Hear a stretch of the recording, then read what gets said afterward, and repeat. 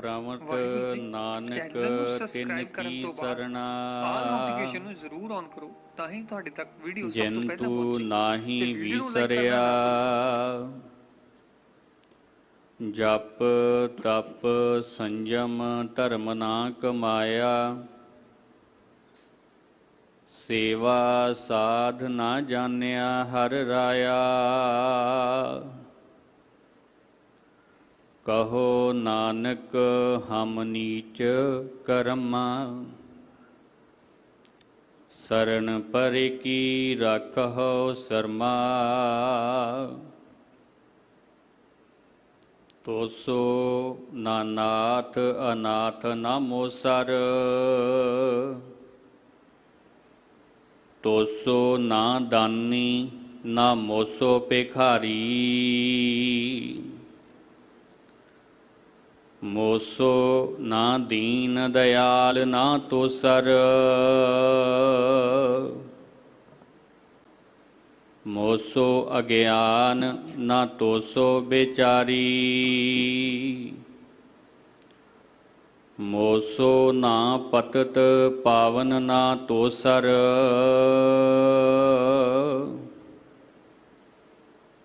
ਮੋਸੋ ਬੇਕਾਰੀ ਨਾ ਤੋਸੋ ਉਪਕਾਰੀ।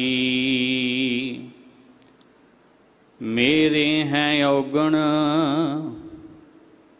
ਤੂੰ ਗੁਣ ਸਾਗਰ, ਜਾਤ ਰਸਤਲ ਓਟ ਤਿਹਾਰੀ। ਸੋ ਕਹੋ ਟਲ ਗੁਰ ਸੇਵੀਐ, ਸਹਿਜ ਸੁਭਾਏ। ਦਰਸ਼ਨ ਪਰਸੈ ਗੁਰੂ ਕੈ, ਜਨਮ ਮਰਨ ਦੁਖ ਜਾਏ। ਸਤਨਾਮ ਸ੍ਰੀ ਵਾਹਿਗੁਰੂ ਸਾਹਿਬ ਜੀ। ਗੂਜਰੀ ਸ੍ਰੀ ਰਵਿਦਾਸ ਜੀ ਕੇ ਪਦੇ, ਘਰ ਤੀਜਾ। ਇਕ ਓੰਕਾਰ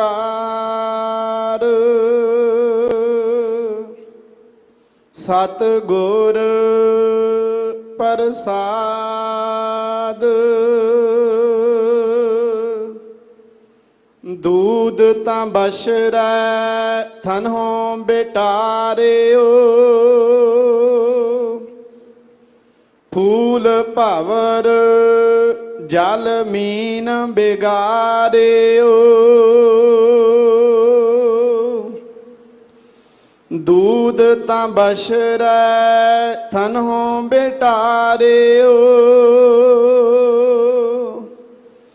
ਫੂਲ ਭਵਰ ਜਲ ਮੀਨ ਬਿਗਾਰਿਓ। ਮਾਈ ਗੋਬਿੰਦ ਪੂਜਾ ਕਹਾਂ ਲੈ ਚਰਾਵੋ, ਅਵਰ ਨਾ ਫੂਲ ਅਨੂਪਨ ਪਾਵੋ। ਰਹਾਉ ਮੈਂ ਲਾਗਰ ਬੇਰੇ ਹੈ ਭਯੰਗਾ, ਬਿਖ ਅੰਮ੍ਰਿਤ ਬਸ ਹੈ ਇਕ ਸੰਗਾ। ਧੂਪ ਦੀਪ ਨੈਵੇਦਯ ਬਾਸਾ, ਕੈਸੇ ਪੂਜ ਕਰਹਿ ਤੇਰੀ ਦਾਸਾ। ਤਨ ਮਨ ਅਰਪਉ ਪੂਜ ਚਰਾਵੋ, ਗੁਰ ਪ੍ਰਸਾਦ ਨਿਰੰਜਨ ਪਾਵੋ। ਪੂਜਾ ਅਰਚਾ ਆਹੇ ਨਾ ਤੋਰੀ, ਕਹਿ ਰਵਿਦਾਸ ਕਵਨ ਗਤ ਮੋਰੀ, ਪੂਜਾ ਅਰਚਾ ਆਹੇ ਨਾ ਤੋਰੀ। ਕਹਿ ਰਵਿਦਾਸ ਕਵਨ ਗਤ ਮੋਰੀ।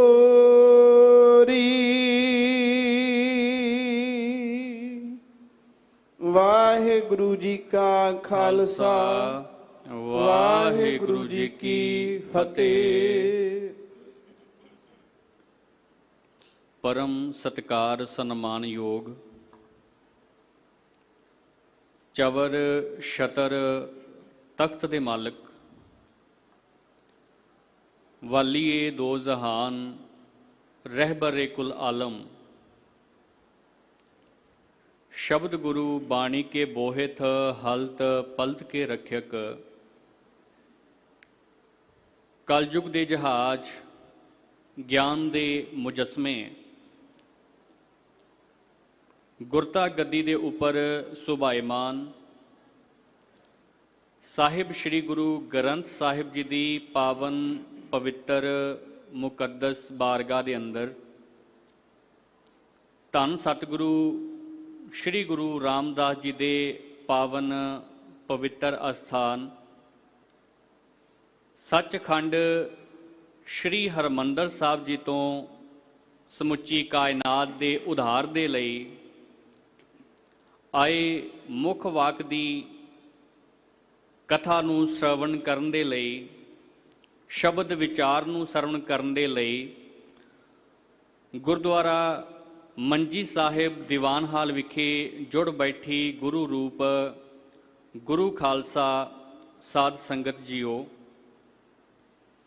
ਗੁਰੂ ਪਾਤਸ਼ਾਹ ਜੀ ਨੇ ਬਖਸ਼ਿਸ਼ ਕੀਤੀ ਹੈ ਕਿ ਅੰਮ੍ਰਿਤ ਵੇਲੇ ਦੇ ਸਮੇਂ ਦੇ ਦੌਰਾਨ ਆਪਣੇ ਪਾਵਨ ਕਰ ਕਮਲਾਂ ਦੇ ਵਿੱਚ ਬੈਠਣ ਦਾ ਸੁਭਾਗਾ ਸਮਾਂ ਬਖਸ਼ਿਸ਼ ਕੀਤਾ ਹੈ। ਸਾਧ ਸੰਗਤ ਜੀ, ਜਿਵੇਂ ਅਕਸਰ ਕਿਹਾ ਜਾਂਦਾ ਹੈ ਕਿ ਮਨੁੱਖਾ ਜੀਵਨ ਦੇ ਵਿੱਚ ਸ਼ਾਇਦ ਇੱਕ ਛਿਣ ਦੀ, ਇੱਕ ਸੈਕਿੰਡ ਦੀ ਕੋਈ ਮਹੱਤਤਾ ਨਾ ਹੋਵੇ, ਲੇਕਿਨ ਜਦੋਂ ਅਸੀਂ ਧਰਮ ਤੇ ਅਧਿਆਤਮ ਦੀ ਦੁਨੀਆ ਦੇ ਵਿੱਚ ਵੇਖਦੇ ਹਾਂ, ਜਦੋਂ ਅਸੀਂ ਸਾਇੰਸ ਤੇ ਰਿਸਰਚ ਦੀ ਦੁਨੀਆ ਦੇ ਵਿੱਚ ਵੇਖਦੇ ਹਾਂ, ਤੇ ਇੱਕ ਇੱਕ ਪਲ ਦਾ ਬੇਹੱਦ ਮਹੱਤਵ ਹੁੰਦਾ ਹੈ। ਜੇਕਰ ਅਸੀਂ ਗੱਲ ਕਰੀਏ ਇਸ ਬ੍ਰਹਿਮੰਡ ਦੀ, ਤੇ ਜਿਹੜਾ ਇਹ ਬ੍ਰਹਿਮੰਡ ਉਸ ਅਕਾਲ ਪੁਰਖ ਵਾਹਿਗੁਰੂ ਨੇ ਸਾਜਿਆ, ਅੱਖ ਝਪਕਣ ਦੇ ਫੋਰ ਦੇ ਨਾਲ ਇਸ ਬ੍ਰਹਿਮੰਡ ਦੇ ਵਿੱਚ ਲਗਭਗ 6000 ਦੇ ਕਰੀਬ ਤਾਰੇ ਟੁੱਟ ਜਾਂਦੇ ਨੇ ਤੇ 60000 ਦੇ ਕਰੀਬ ਤਾਰੇ ਨਵੇਂ ਪੈਦਾ ਹੋ ਜਾਂਦੇ ਨੇ। 6 ਮਿਲੀਅਨ ਦੇ ਕਰੀਬ ਨਵੇਂ ਗ੍ਰਹਿ ਪੈਦਾ ਹੁੰਦੇ ਨੇ ਔਰ ਅੱਖ ਝਪਕਣ ਦੇ ਫੋਰ ਦੇ ਵਿੱਚ 74,948 ਕਿਲੋਮੀਟਰ ਪ੍ਰਕਾਸ਼ ਗਤੀ ਦੇ ਨਾਲ ਚੱਲ ਪੈਂਦਾ ਔਰ ਇਸ ਦੇ ਨਾਲ ਹੀ 25 ਮਿਲੀਅਨ ਦੇ ਕਰੀਬ ਨਵੀਆਂ ਆਕਾਸ਼ ਗੰਗਾਵਾਂ ਪੈਦਾ ਹੁੰਦੀਆਂ ਨੇ ਔਰ ਇਹ ਜਿਹੜਾ ਸਮੁੱਚਾ ਬ੍ਰਹਿਮੰਡ ਹੈ 500 ਮੀਟਰ ਤੱਕ ਇਸ ਦਾ ਹੋਰ ਪਸਾਰਾ ਤੇ ਖਲਾਰਾ ਹੋ ਜਾਂਦਾ ਹੈ ਕੇਵਲ ਇੱਕ ਸਮੇਂ ਦੇ ਵਿੱਚ, ਇੱਕ ਖਿਣ ਦੇ ਵਿੱਚ, ਇੱਕ ਸੈਕਿੰਡ ਦੇ ਵਿੱਚ। ਮੇਰਾ ਕਹਿਣ ਤੋਂ ਭਾਵ ਹੈ ਕਿ ਰਿਸਰਚ ਦੀ ਦੁਨੀਆ ਦੇ ਵਿੱਚ ਇੱਕ ਸੈਕਿੰਡ ਦਾ ਬੜਾ ਮਹੱਤਵ ਹੈ। ਜੇਕਰ ਅਸੀਂ ਧਰਮ ਦੀ ਦੁਨੀਆ ਦੀ ਗੱਲ ਕਰੀਏ ਤੇ ਸਿਆਣੇ ਲੋਕ ਕਹਿੰਦੇ ਨੇ ਕਿ ਜਿਵੇਂ ਦੁੱਧ ਦੇ ਵਿੱਚ ਦੁੱਧ ਦਾ ਜਾਗ ਲਗਾਉਣ ਦੇ ਲਈ, ਦੁੱਧ ਦਾ ਦਹੀਂ ਬਣਾਉਣ ਦੇ ਲਈ ਕੋਈ ਬਹੁਤਾ ਵੱਡਾ ਉਦਮ ਨਹੀਂ ਕਰਨਾ ਪੈਂਦਾ, ਕੇਵਲ ਉਹਦੇ ਵਿੱਚ ਥੋੜੀ ਜੀ ਦੁੱਧ ਦੀ ਖਟਾਸ ਪਾਉਣੀ ਪੈਂਦੀ ਹੈ, ਖੱਟਾ ਪਾਉਣਾ ਪੈਂਦਾ, ਉਹ ਦੁੱਧ ਤੋਂ ਦਹੀਂ ਬਣ ਜਾਂਦਾ ਹੈ। ਭਾਈ ਗੁਰਦਾਸ ਸਾਹਿਬ ਵੀ ਇਹਦੀ ਉਦਾਹਰਨ ਦਿੰਦੇ ਨੇ। ਠੀਕ ਇਸੇ ਤਰ੍ਹਾਂ ਜਿਵੇਂ ਦੁੱਧ ਨੂੰ ਫਟਾਉਣ ਦੇ ਲਈ ਥੋੜੀ ਜੀ ਕਾਂਜੀ ਪਾ ਦਿੱਤੀ ਜਾਵੇ ਤੇ ਦੁੱਧ ਫੁੱਟ ਜਾਂਦਾ ਹੈ, ਜਿਵੇਂ ਧਰਤੀ ਦੇ ਵਿੱਚ ਬਿਲਕੁਲ ਥੋੜਾ ਜਿਹਾ ਬੀਜ ਬੋ ਦਿੱਤਾ ਜਾਵੇ ਤੇ ਉਸ ਬੀਜ ਦੇ ਬੀਜਣ ਤੋਂ ਬਾਅਦ ਇੱਕ ਵੱਡੇ ਰੁੱਖ ਦਾ ਪਸਾਰ ਹੋ ਜਾਂਦਾ ਹੈ। ਠੀਕ ਉਸੇ ਤਰ੍ਹਾਂ ਸਾਧ ਸੰਗਤ ਜੀ, ਜਿਵੇਂ ਛੋਟੀ ਜਿਹੀ ਚਿੰਗਾਰੀ ਇੱਕ ਵੱਡੇ ਜੰਗਲ ਨੂੰ ਫਨਾਹ ਕਰਨ ਦੇ ਸਮਰੱਥ ਹੁੰਦੀ ਹੈ, ਜਿਵੇਂ ਛੋਟੇ ਜਿਹੇ ਸਮੇਂ ਦੇ ਦੌਰਾਨ, ਛੋਟੇ ਜਿਹੇ ਕਾਲ ਦੇ ਦੌਰਾਨ ਜੇਕਰ ਕਿਸੇ ਨੂੰ ਸੱਪ ਡਸ ਜਾਏ, ਜ਼ਹਿਰ ਚੜ ਜਾਏ ਤੇ ਉਹਦੀ ਮੌਤ ਹੋ ਜਾਂਦੀ ਹੈ, ਤੇ ਜਿਵੇਂ ਕੋਈ ਥੋੜਾ ਜਿਹਾ ਅੰਮ੍ਰਿਤ ਚੱਖ ਲਏ ਤੇ ਉਹ ਅਮਰ ਹੋ ਜਾਂਦਾ। ਠੀਕ ਇਸੇ ਤਰ੍ਹਾਂ ਸਾਧ ਸੰਗਤ ਜੀ, ਇੱਕ ਸੈਕਿੰਡ ਦੇ ਵਿੱਚ, ਇੱਕ ਫੋਰ ਦੇ ਵਿੱਚ ਗੁਰੂ ਰਾਮਦਾਸ ਮਹਾਰਾਜ ਜੀ ਦੇ ਘਰ ਦੇ ਵਿੱਚ ਇੰਨੀਆਂ ਬਰਕਤਾਂ ਵਰਤਦੀਆਂ ਨੇ, ਇੰਨੀਆਂ ਬਖਸ਼ਿਸ਼ਾਂ ਹੁੰਦੀਆਂ ਨੇ ਕਿ ਉਸ ਬਖਸ਼ਿਸ਼ਾਂ ਦੇ ਦੌਰਾਨ ਮਨੁੱਖ ਦਾ ਜੀਵਨ ਜਿਹੜਾ ਤਬਦੀਲ ਹੋ ਜਾਂਦਾ ਹੈ ਤੇ ਉਸੇ ਸਮੇਂ ਦੇ ਦੌਰਾਨ ਆਪ ਜੀ ਸੱਚਖੰਡ ਸ੍ਰੀ ਹਰਿਮੰਦਰ ਸਾਹਿਬ ਜੀ ਵਿਖੇ ਬੈਠ ਕਰਕੇ ਉਸ ਪਾਤਸ਼ਾਹ ਜੀ ਦੀ ਉਸਤਤ ਨੂੰ ਸ਼ਰਵਣ ਕਰ ਰਹੇ ਹੋ। ਅੱਜ ਦਾ ਜੋ ਪਾਵਨ ਹੁਕਮ ਗੁਰੂ ਪਾਤਸ਼ਾਹ ਜੀ ਨੇ ਸਾਨੂੰ ਬਖਸ਼ਿਆ, ਸ਼੍ਰੀ ਗੁਰੂ ਗ੍ਰੰਥ ਸਾਹਿਬ ਜੀ ਦੇ ਪਾਵਨ ਅੰਗ 525 ਦੇ ਉੱਪਰ ਸੁਭਾਏਮਾਨ ਹੈ। ਗੁਜਰੀ ਰਾਗ ਦੇ ਵਿੱਚ ਸ਼੍ਰੀ ਰਵਿਦਾਸ ਜੀ ਦੇ ਪਦੇ ਦੇ ਸਰਲੇਖ ਦੇ ਅਧੀਨ ਘਰ ਤੀਜੇ ਦੇ ਵਿੱਚ ਗਾਉਣ ਦਾ ਸਾਨੂੰ ਹੁਕਮ ਹੋਇਆ। ਆਓ ਸ਼ੁਰੂਆਤ ਕਰਦੇ ਹਾਂ। ਸ਼ੁਰੂਆਤ ਤੋਂ ਪਹਿਲਾਂ ਸਮੁੱਚੀ ਸੰਗਤ ਨੇ ਇੱਕ ਮਨ ਇੱਕ ਚਿੱਤ ਹੋ ਕੇ ਉਚਾਰਨ ਕਰਨਾ ਜੀ, ਸਤਨਾਮ ਸ਼੍ਰੀ ਵਾਹਿਗੁਰੂ। ਇੱਕ ਵਾਰੀ ਹੋਰ ਬਖਸ਼ਿਸ਼ ਕਰੋ ਜੀ, ਸਤਨਾਮ ਸ਼੍ਰੀ। ਸਤਨਾਮ ਸ੍ਰੀ ਵਾਹਿਗੁਰੂ ਸਾਹਿਬ ਜੀ। ਗੁਜਰੀ ਸ੍ਰੀ ਰਵਿਦਾਸ ਜੀ ਕੇ ਪਦੇ ਘਰ ਤੀਜਾ। ਗੁਜਰੀ ਰਾਗ ਦੇ ਵਿੱਚ ਭਗਤ ਰਵਿਦਾਸ ਮਹਾਰਾਜ ਜੀ ਦਾ ਇਹ ਪਦ ਹੈ ਔਰ ਇਸ ਨੂੰ ਤੀਸਰੇ ਘਰ ਦੇ ਵਿੱਚ ਗਾਇਨ ਕਰਨ ਦਾ ਹੁਕਮ ਹੈ ਜੀ। ਇੱਕ ਓੰਕਾਰ ਸਤਿਗੁਰ ਪ੍ਰਸਾਦ। ਇੱਕ ਓੰਕਾਰ ਵਾਹਿਗੁਰੂ ਅਕਾਲ ਪੁਰਖ ਸਤਿਗੁਰੂ ਦੀ ਕਿਰਪਾ ਦੇ ਨਾਲ ਪ੍ਰਾਪਤ ਹੁੰਦਾ ਹੈ। ਦੂਧ ਤਾਂ ਬਸ਼ਰੈ ਥਨਹੁ ਬਿਟਾਰਿਓ। ਇਸ ਸ਼ਬਦ ਦੇ ਵਿੱਚ ਭਗਤ ਸਾਹਿਬ ਜੀ ਨੇ ਧਰਮ ਦੀ ਦੁਨੀਆ ਦੇ ਵਿੱਚ ਕੁਝ ਅਜਿਹੇ ਪ੍ਰਚਲਨ ਜਿਹੜੀਆਂ ਪੱਕੀਆਂ ਰਵਾਇਤਾਂ ਅਤੇ ਰੀਤਾਂ ਬਣ ਗਈਆਂ ਸਨ ਔਰ ਮਨੁੱਖ ਦੇ ਅੰਤःਕਰਨ ਦੇ ਵਿੱਚ ਇਹ ਗੱਲਾਂ ਪਰਪੱਕ ਹੋ ਚੁੱਕੀਆਂ ਸਨ ਕਿ ਜੇਕਰ ਧਰਮ ਦੇ ਕਾਰਜ ਇਸ ਤਰੀਕੇ ਦੇ ਨਾਲ ਨਹੀਂ ਕੀਤੇ ਜਾਣਗੇ ਤੇ ਸ਼ਾਇਦ ਸਾਡੀ ਜਿਹੜੀ ਪੂਜਾ ਹੈ, ਸਾਡੀ ਜਿਹੜੀ ਪਰਮਾਤਮਾ ਦੀ ਬੰਦਗੀ ਹੈ, ਉਹ ਪੂਰਨ ਨਹੀਂ ਹੋ ਸਕਦੀ। ਭਗਤ ਸਾਹਿਬ ਜੀ ਦੇ ਸਮੇਂ, ਜਿਸ ਸਮੇਂ ਆਗਮਨ ਹੁੰਦਾ ਹੈ ਭਗਤ ਰਵਿਦਾਸ ਜੀ ਦਾ, ਉਸ ਸਮੇਂ ਭਾਰਤ ਦੇ ਹਾਲਾਤ ਕੁਝ ਅਜਿਹੇ ਸਨ। ਵਰਨ ਵੰਡ ਦੇ ਵਿੱਚ ਸਮਾਜਿਕ ਵਿਵਸਥਾ ਸੀ, ਸਮਾਜਿਕ ਅਵਸਥਾ ਸੀ ਔਰ ਧਰਮ ਦੀ ਦੁਨੀਆ ਦੇ ਵਿੱਚ ਬਹੁਤ ਸਾਰੇ ਪਖੰਡਾਂ ਦਾ ਪ੍ਰਚਲਨ ਸੀ। ਭਗਤ ਸਾਹਿਬ ਜੀ ਦੀ ਕ੍ਰਾਂਤੀਕਾਰੀ ਸੋਚ ਨੇ ਉਹਨਾਂ ਪਖੰਡਾਂ ਦਾ ਖੰਡਨ ਕੀਤਾ ਔਰ ਇੱਕ ਅਕਾਲ ਪੁਰਖ ਵਾਹਿਗੁਰੂ ਦੇ ਨਾਮ ਦੇ ਨਾਲ ਜੁੜਨ ਦੀ ਪ੍ਰੇਰਨਾ ਕੀਤੀ। ਭਗਤ ਸਾਹਿਬ ਜੀ ਪਹਿਲੀ ਪੰਕਤੀ ਦੇ ਵਿੱਚ ਬਖਸ਼ਿਸ਼ ਕਰਦੇ ਨੇ, ਕਹਿੰਦੇ ਦੂਧ ਤਾਂ ਬਛਰੈ ਥਨਹਿ ਬਿਟਾਰਿਓ, ਕਿ ਜੇਕਰ ਮਨੁੱਖ ਇਹ ਸੋਚਦਾ ਹੈ ਕਿ ਪਰਮਾਤਮਾ ਨੂੰ ਸੁੱਚਾ ਦੁੱਧ ਚੜਾਇਆ ਜਾਵੇਗਾ ਤੇ ਉਸ ਦੇ ਨਾਲ ਪਰਮਾਤਮਾ ਖੁਸ਼ ਹੋਵੇਗਾ, ਪਰ ਕਹਿਣ ਲੱਗੇ ਤੂੰ ਇਹ ਨਹੀਂ ਜਾਣਦਾ ਕਿ ਤੇਰੇ ਉਸ ਦੁੱਧ ਚੜਾਉਣ ਤੋਂ ਪਹਿਲਾਂ ਉਸ ਦੁੱਧ ਨੂੰ ਬਛੜੇ ਨੇ, ਗਾਂ ਦੇ ਬਛੜੇ ਨੇ ਉਸ ਨੂੰ ਜੂਠਾ ਕੀਤਾ ਹੋਇਆ। ਉਹ ਦੁੱਧ ਸੁੱਚਾ ਨਹੀਂ ਹੈ। ਹਜੇ ਵੀ ਤੂੰ ਇਸ ਗੱਲ ਦੇ ਵਿੱਚ ਪਚਿਆ ਹੋਇਆ ਹੈ ਕਿ ਕੇਵਲ ਪਰਮਾਤਮਾ ਸੁਚਮਤਾ ਦੇ ਨਾਲ ਮਿਲ ਸਕਦਾ ਹੈ। ਗੁਰੂ ਨਾਨਕ ਪਾਤਸ਼ਾਹ ਜੀ ਦੀ ਜਦੋਂ ਅਸੀਂ ਬਾਣੀ ਪੜ੍ਹਦੇ ਹਾਂ ਤੇ ਪਾਤਸ਼ਾਹ ਜੀ ਨੇ ਉਦਾਹਰਨ ਦਿੱਤੀ ਹੈ ਪਾਂਡੇ ਦੀ। ਮਹਾਰਾਜ ਕਹਿੰਦੇ ਪਾਂਡੇ ਐਸਾ ਬ੍ਰਹਮ ਵਿਚਾਰ, ਹੇ ਪਾਂਡੇ ਐਸੇ ਬ੍ਰਹਮ ਦੀ ਵਿਚਾਰ ਕਰ, ਨਾਮੇ ਸੁਚ ਨਾਮੋ ਪਰੋ ਨਾਮੇ ਚੱਜ ਆਚਾਰ।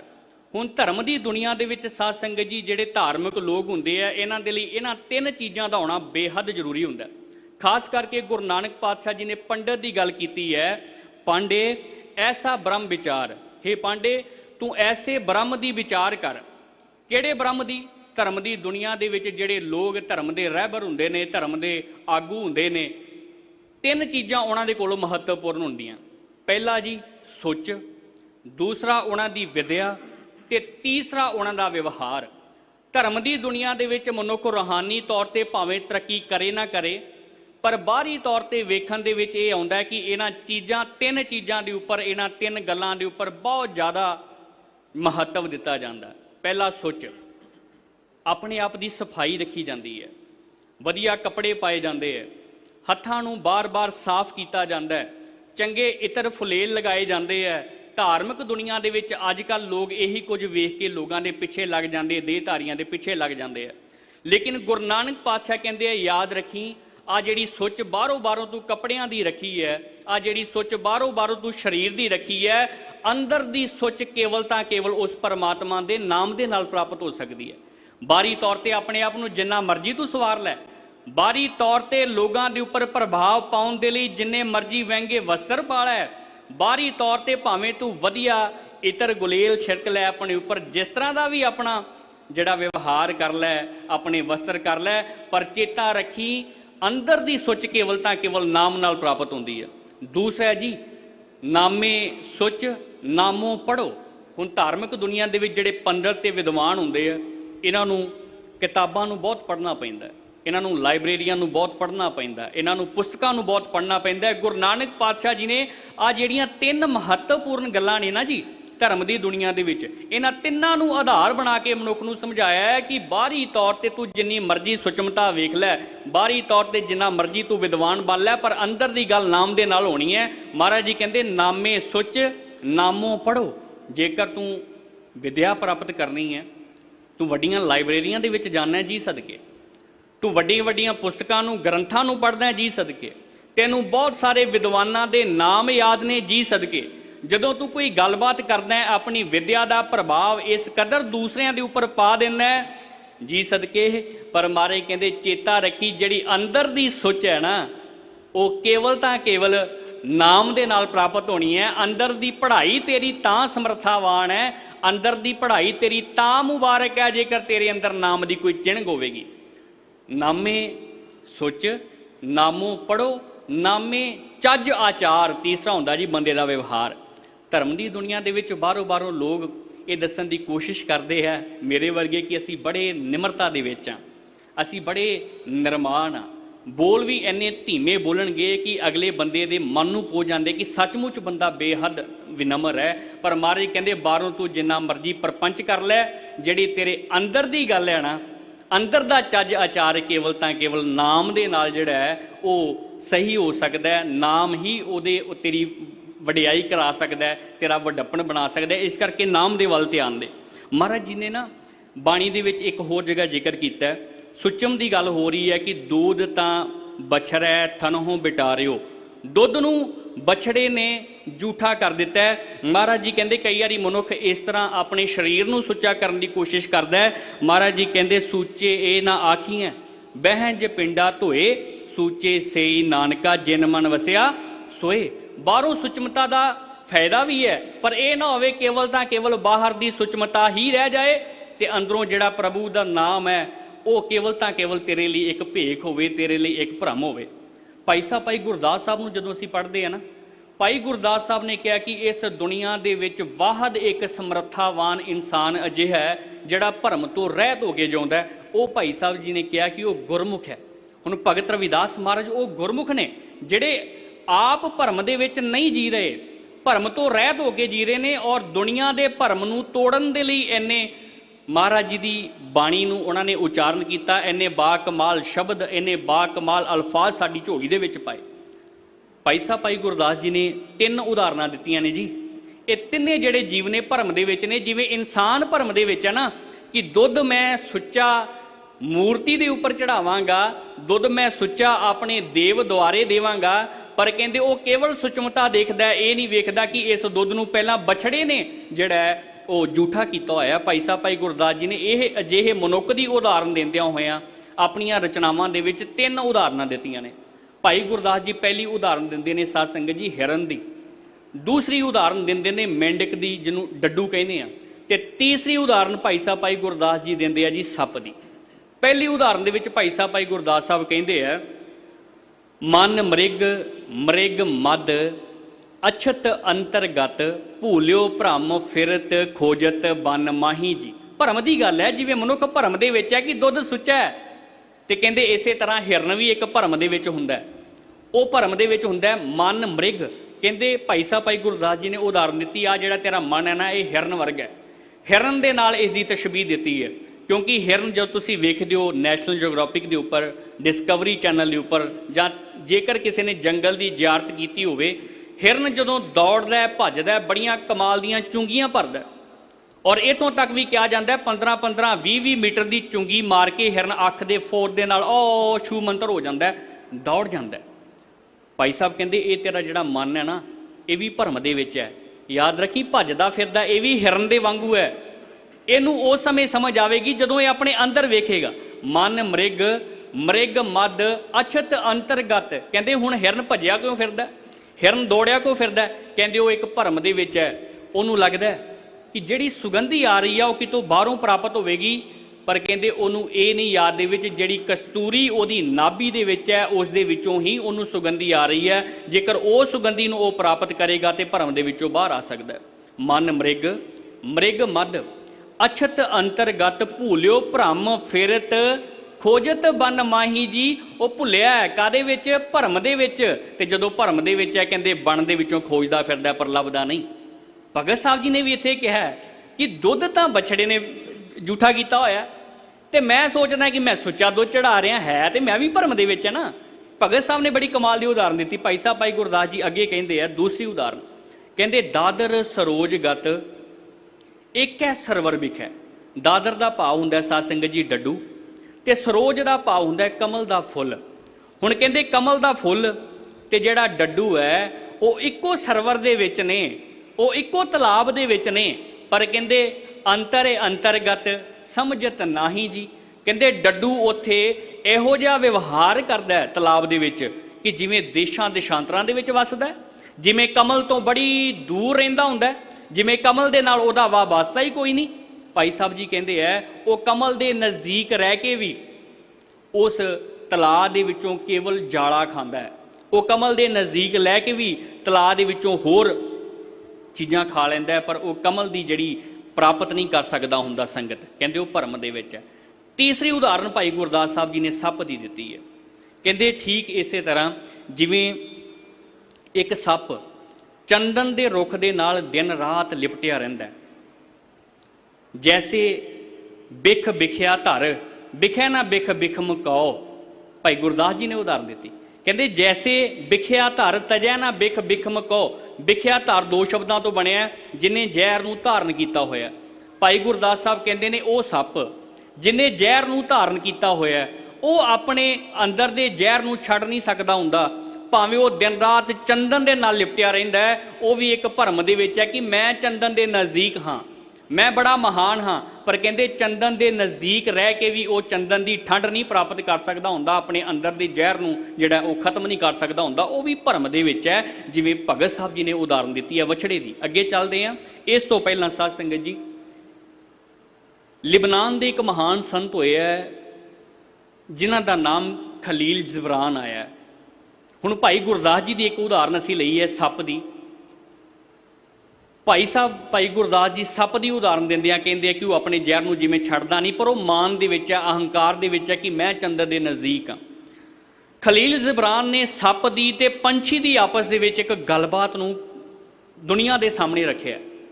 ਇਹਦੇ ਵਿੱਚ ਜਿਹੜਾ ਸੱਪ ਹੈ ਉਹ ਉਸ ਇਨਸਾਨ ਦੀ ਤਰ੍ਹਾਂ ਹੈ ਜਿਹੜਾ ਬਾਹਰੋਂ ਤੇ ਵਿਖਾਵਾ ਕਰਦਾ ਪਿਆ, ਜਿਹੜਾ ਬਾਹਰੋਂ ਪ੍ਰਪੰਚੀ ਹੈ, ਜਿਹਨੂੰ ਬਾਹਰੋਂ ਮਾਇਆ ਦਾ ਬੇਹੱਦ ਅਹੰਕਾਰ ਹੈ, ਜਿਹਨੂੰ ਲੱਗਦਾ ਮੇਰੇ ਵਰਗਾ ਹੈ ਹੀ ਕੋਈ ਨਹੀਂ, ਜਿਸ ਨੂੰ ਇਹ ਭਰਮ ਹੈ ਕਿ ਮੈਂ ਮਾਇਆ ਦੇ ਨਾਲ ਪੂਰੀ ਦੁਨੀਆ ਦੇ ਵਿੱਚ ਆਪਣੇ ਪ੍ਰਪੰਚ ਨੂੰ ਫੈਲਾ ਸਕਦਾ। ਉਸ ਸੱਪ ਦੀ ਉਦਾਹਰਨ ਦਿੱਤੀ ਹੈ। ਤੇ ਪੰਛੀ ਉਸ ਗੁਰਮੁਖ ਦੇ ਵਰਗਾ ਹੈ ਜਿਹੜਾ ਅਸਮਾਨਾਂ ਦੇ ਵਿੱਚ ਉਡਾਰੀਆਂ ਲਾਉਂਦਾ, ਜਿਹਦੇ ਅੰਦਰ ਭਰਮ ਕੋਈ ਨਹੀਂ, ਜਿਹਦੇ ਅੰਦਰ ਨਾਮ ਦਾ ਅਭਿਆਸ ਹੈ, ਉਹ ਭਰਮ ਤੋਂ ਰਹਿਤ ਹੈ। ਉਦਾਹਰਨ ਦਿੰਦਿਆਂ ਹੋਇਆਂ ਕਹਿੰਦੇ ਆ ਸੱਪ ਪੰਛੀ ਨੂੰ ਕਹਿੰਦਾ ਤੂੰ ਉੱਡਦਾ ਤੇ ਜ਼ਰੂਰ ਹੈ, ਪਰ ਯਾਦ ਰੱਖੀ ਜਿਹੜਾ ਪਹਾੜਾਂ ਦੀਆਂ ਕੰਦਰਾਂ ਦੇ ਵਿੱਚ ਸਕੂਨ ਹੈ ਨਾ, ਤੂੰ ਉਹਨੂੰ ਕਦੀ ਪ੍ਰਾਪਤ ਨਹੀਂ ਕਰ ਸਕਦਾ। ਮੈਂ ਫਿਰ ਬੇਨਤੀ ਕਰ ਰਿਹਾ, ਇਹ ਕੇਵਲ ਇੱਕ ਦ੍ਰਿਸ਼ਟਾਂਤ ਹੈ ਜਿਹੜਾ ਖਲੀਲ ਜਿਬਰਾਨ ਜੀ ਨੇ ਦਿੱਤਾ ਹੈ। ਉਹਨੇ ਦੱਸਿਆ ਉਹ ਇੱਕ ਮਨੁੱਖ ਜਿਹੜਾ ਭਰਮ ਦੇ ਵਿੱਚ ਹੈ, ਬਾਹਰੀ ਤੌਰ ਤੇ ਲੋਕ ਉਹਨੂੰ ਧਨਵਾਨ ਕਹਿਣ, ਬਾਹਰੀ ਤੌਰ ਤੇ ਲੋਕ ਉਹਨੂੰ ਧਾਰਮਿਕ ਕਹਿਣ, ਬਾਹਰੀ ਤੌਰ ਤੇ ਲੋਕ ਉਹਨੂੰ ਧਨਵੰਤ ਕਹਿਣ, ਬਾਹਰੀ ਤੌਰ ਤੇ ਲੋਕ ਉਹਨੂੰ ਧਰਮਾਤਮਾ ਕਹਿਣ, ਉਹਦੇ ਕੋਲ ਸਾਰੀਆਂ ਫੈਸਿਲਿਟੀਆਂ ਨੇ, ਪਰ ਉਹਦੇ ਕੋਲੋਂ ਅੰਦਰ ਨਾਮ ਨਹੀਂ। ਨਾਮ ਤੇ ਆਨੰਦ ਖੇੜਾ ਕੇਵਲ ਉਸ ਪੰਛੀ ਦੇ ਕੋਲੋਂ ਹੈ ਜਿਹੜਾ ਗੁਰਮੁਖ ਦੇ ਵਰਗੇ ਦਾ। ਉਦਾਹਰਨ ਦਿੱਤੀ। ਅੱਗੋਂ ਪੰਛੀ ਪਤਾ ਕੀ ਕਹਿਣ ਲੱਗਾ ਜੀ ਤੁਸੀਂ ਮਹਾਨ ਹੋ, ਮੈਨੂੰ ਯਾਦ ਹੈ, ਮੈਨੂੰ ਪਤਾ ਹੈ ਕਿ ਮੈਂ ਤੁਹਾਡੇ ਵਰਗਾ ਮਹਾਨ ਤਾਂ ਨਹੀਂ, ਪਰ ਯਾਦ ਰੱਖਿਓ ਤੁਸੀਂ ਉੱਡ ਨਹੀਂ ਸਕਦੇ। ਸੱਪ ਫਿਰ ਉਸ ਪੰਛੀ ਨੂੰ ਕਹਿਣ ਲੱਗਾ ਮੈਂ ਕੱਲ੍ਹ ਹੀ ਅਜੇ ਧਰਤੀ ਦੇ ਹੇਠਾਂ ਇੱਕ ਅਜਿਹੀ ਖੁੱਡ ਦੇ ਵਿੱਚ ਸਾਂ, ਉਹ ਪਹਾੜ ਦੇ ਵਿੱਚ ਬਹੁਤ ਸਾਰੇ ਹੀਰੇ ਕੀਮਤੀ ਮੋਤੀ ਲਾਲ ਸਨ। ਐਵੇਂ ਜਿਵੇਂ ਅਨਾਰ ਦਾ ਸੀਨਾ ਹੁੰਦਾ ਨਾ, ਐਵੇਂ ਦੇ ਲਾਲ ਉਹਦੇ ਵਿੱਚ ਸ਼ੁਮਾਰ ਸਨ। ਪੰਛੀ ਨੂੰ ਕਹਿਣ ਲੱਗਾ, ਜਦੋਂ ਸੂਰਜ ਦੀ ਕੋਈ ਕਿਰਨ ਉਹਨਾਂ ਮੋਤੀਆਂ ਦੇ ਉੱਪਰ ਪੈਂਦੀ ਹੈ, ਉਹ ਇੰਨੇ ਪ੍ਰਕਾਸ਼ਮਾਨ ਹੋ ਜਾਂਦੇ ਆ ਕਿ ਦਗਦਗ ਕਰਦੇ ਆ। ਕਹਿੰਦਾ ਮੈਂ ਉਹਦੇ ਉੱਪਰ ਲੁਤਫ ਲੈ ਕੇ ਆਇਆ, ਮੈਂ ਉਹਦੇ ਉੱਤੇ ਲੇਟਿਆ ਹੋਇਆ ਸਾਂ। ਤੇ ਪੰਛੀ ਅੱਗੋਂ ਫੇਰ ਕਹਿੰਦਾ ਸੱਪ ਨੂੰ, ਕਹਿਣ ਲੱਗਾ ਜੀ ਤੁਹਾਡੀ ਇਹ ਸਮਰੱਥਾ ਹੈ, ਤੁਸੀਂ ਵੱਡੇ ਹੋ, ਤੁਹਾਡੇ ਕੋਲ ਬਹੁਤ ਮਾਇਆ ਹੈ, ਤੁਸੀਂ ਮਾਇਆ ਦੇ ਉੱਪਰ ਰਹਿੰਦੇ ਹੋ, ਉਹਦੇ ਉੱਪਰ ਸ਼ੁਮਾਰ ਰਹਿੰਦੇ ਹੋ, ਤੁਹਾਡੀ ਮੈਂ ਬਰਾਬਰੀ ਕਿੱਥੇ ਕਰ ਸਕਦਾ, ਪਰ ਯਾਦ ਰੱਖਿਓ ਤੁਸੀਂ ਉੱਡ ਨਹੀਂ ਸਕਦੇ। ਫਿਰ ਇਹ ਗੱਲ ਕਹਿ ਦਿੱਤੀ। ਅੱਗੋਂ ਸੱਪ ਨੂੰ ਹੋਰ ਅਹੰਕਾਰ ਆਇਆ। ਉਹ ਸੱਪ ਜਿਹੜਾ ਭਰਮ ਦੇ ਵਿੱਚ ਹੈ, ਸੱਪ ਨੂੰ ਹੋਰ ਅਹੰਕਾਰ ਆਇਆ ਤੇ ਸੱਪ ਅੱਗੋਂ, ਖਲੀਲ ਜਬਰਾਨ ਨੇ ਬੜੀ ਕਮਾਲ ਦੀ ਉਦਾਹਰਨ ਦਿੱਤੀ ਸਾਧ ਸੰਗਤ ਜੀ। ਉਹ ਸੱਪ ਅੱਗੋਂ ਫਿਰ ਕਹਿਣ ਲੱਗਾ, ਇਸ ਧਰਤੀ ਦੇ ਹੇਠੇ ਨਾ ਇੱਕ ਨਦੀ ਵਗਦੀ ਹੈ, ਤੇ ਉਹ ਨਦੀ ਦਾ ਜਿਹੜਾ ਵੀ ਪਾਣੀ ਪੀ ਲੈਂਦਾ ਹੈ ਨਾ, ਉਹ ਅਮਰ ਹੋ ਜਾਂਦਾ ਹੈ। ਤੇ ਅੱਗੋਂ ਪੰਛੀ ਕਹਿੰਦਾ, ਤੁਸੀਂ ਦੇਵਤਿਆਂ ਦੇ ਸਮਾਨ ਹੋ, ਤੁਹਾਨੂੰ ਲੋਕ ਦੇਵਤਾ ਵੀ ਕਹਿੰਦੇ ਆ, ਤੇ ਦੇਵਤਿਆਂ ਦੇ ਨਾਲ ਤੁਹਾਡਾ ਰਹਿਣ ਸਹਿਣ ਵੀ ਹੈ, ਤੁਸੀਂ ਅਮਰ ਹੋ ਸਕਦੇ ਹੋ, ਇਹ 'ਚ ਕੋਈ ਸ਼ੱਕ ਨਹੀਂ, ਪਰ ਤੁਸੀਂ ਉੱਡ ਨਹੀਂ ਸਕਦੇ। ਸੱਪ ਨੂੰ ਹੋਰ ਅਹੰਕਾਰ ਆਇਆ, ਕਿਉਂਕਿ ਜਿਹੜੇ ਬੰਦੇ ਕੋਲ ਸਮਰੱਥਾ ਹੁੰਦੀ ਹੈ ਜੀ, ਅਹੰਕਾਰ ਬਹੁਤ ਜਲਦੀ ਆ ਜਾਂਦਾ ਉਹਨੂੰ। ਸਮਰੱਥਾਵਾਨ ਲੋਕ, ਸਮਰੱਥਾਵਾਨ ਤਾਕਤ ਦੇ ਉੱਪਰ, ਸੱਤਾ ਦੇ ਵਿੱਚ ਇਹ ਲੋਕ ਹੁੰਦੇ, ਛੋਟੀ ਜੀ ਗੱਲ ਵੀ ਨਹੀਂ ਸੁਣ ਸਕਦੇ ਹੁੰਦੇ, ਅਹੰਕਾਰ ਆ ਜਾਂਦਾ। ਉਹ ਜਿਹੜਾ ਭਰਮ ਦੇ ਵਿੱਚ ਸੱਪ ਹੈ, ਉਹਦੀ ਗੱਲ ਕਰਦਿਆਂ ਹੋਇਆਂ ਪੰਛੀ ਫਿਰ ਉਹਨੂੰ ਕਹਿੰਦਾ ਕਿ ਤੁਸੀਂ ਉੱਡ ਨਹੀਂ ਸਕਦੇ। ਸੱਪ ਅੱਗੋਂ ਕਹਿੰਦਾ ਕਿ ਮੈਂ ਪਹਾੜਾਂ ਦੇ ਵਿੱਚ ਇੱਕ ਅਜਿਹੀ ਬੂਟੀ ਨੂੰ ਜਾਣਦਾ, ਜਿਹੜੀ ਬੂਟੀ ਦੀਆਂ ਜੜ੍ਹਾਂ ਬੜੀਆਂ ਡੂੰਘੀਆਂ ਨੇ, ਤੇ ਜਦੋਂ ਉਸ ਜੜ ਨੂੰ ਕੋਈ ਖਾ ਲੈਂਦਾ ਨਾ, ਉਹਨੂੰ ਤਿੰਨਾਂ ਭੌਣਾਂ ਦਾ ਗਿਆਨ ਹੋ ਜਾਂਦਾ।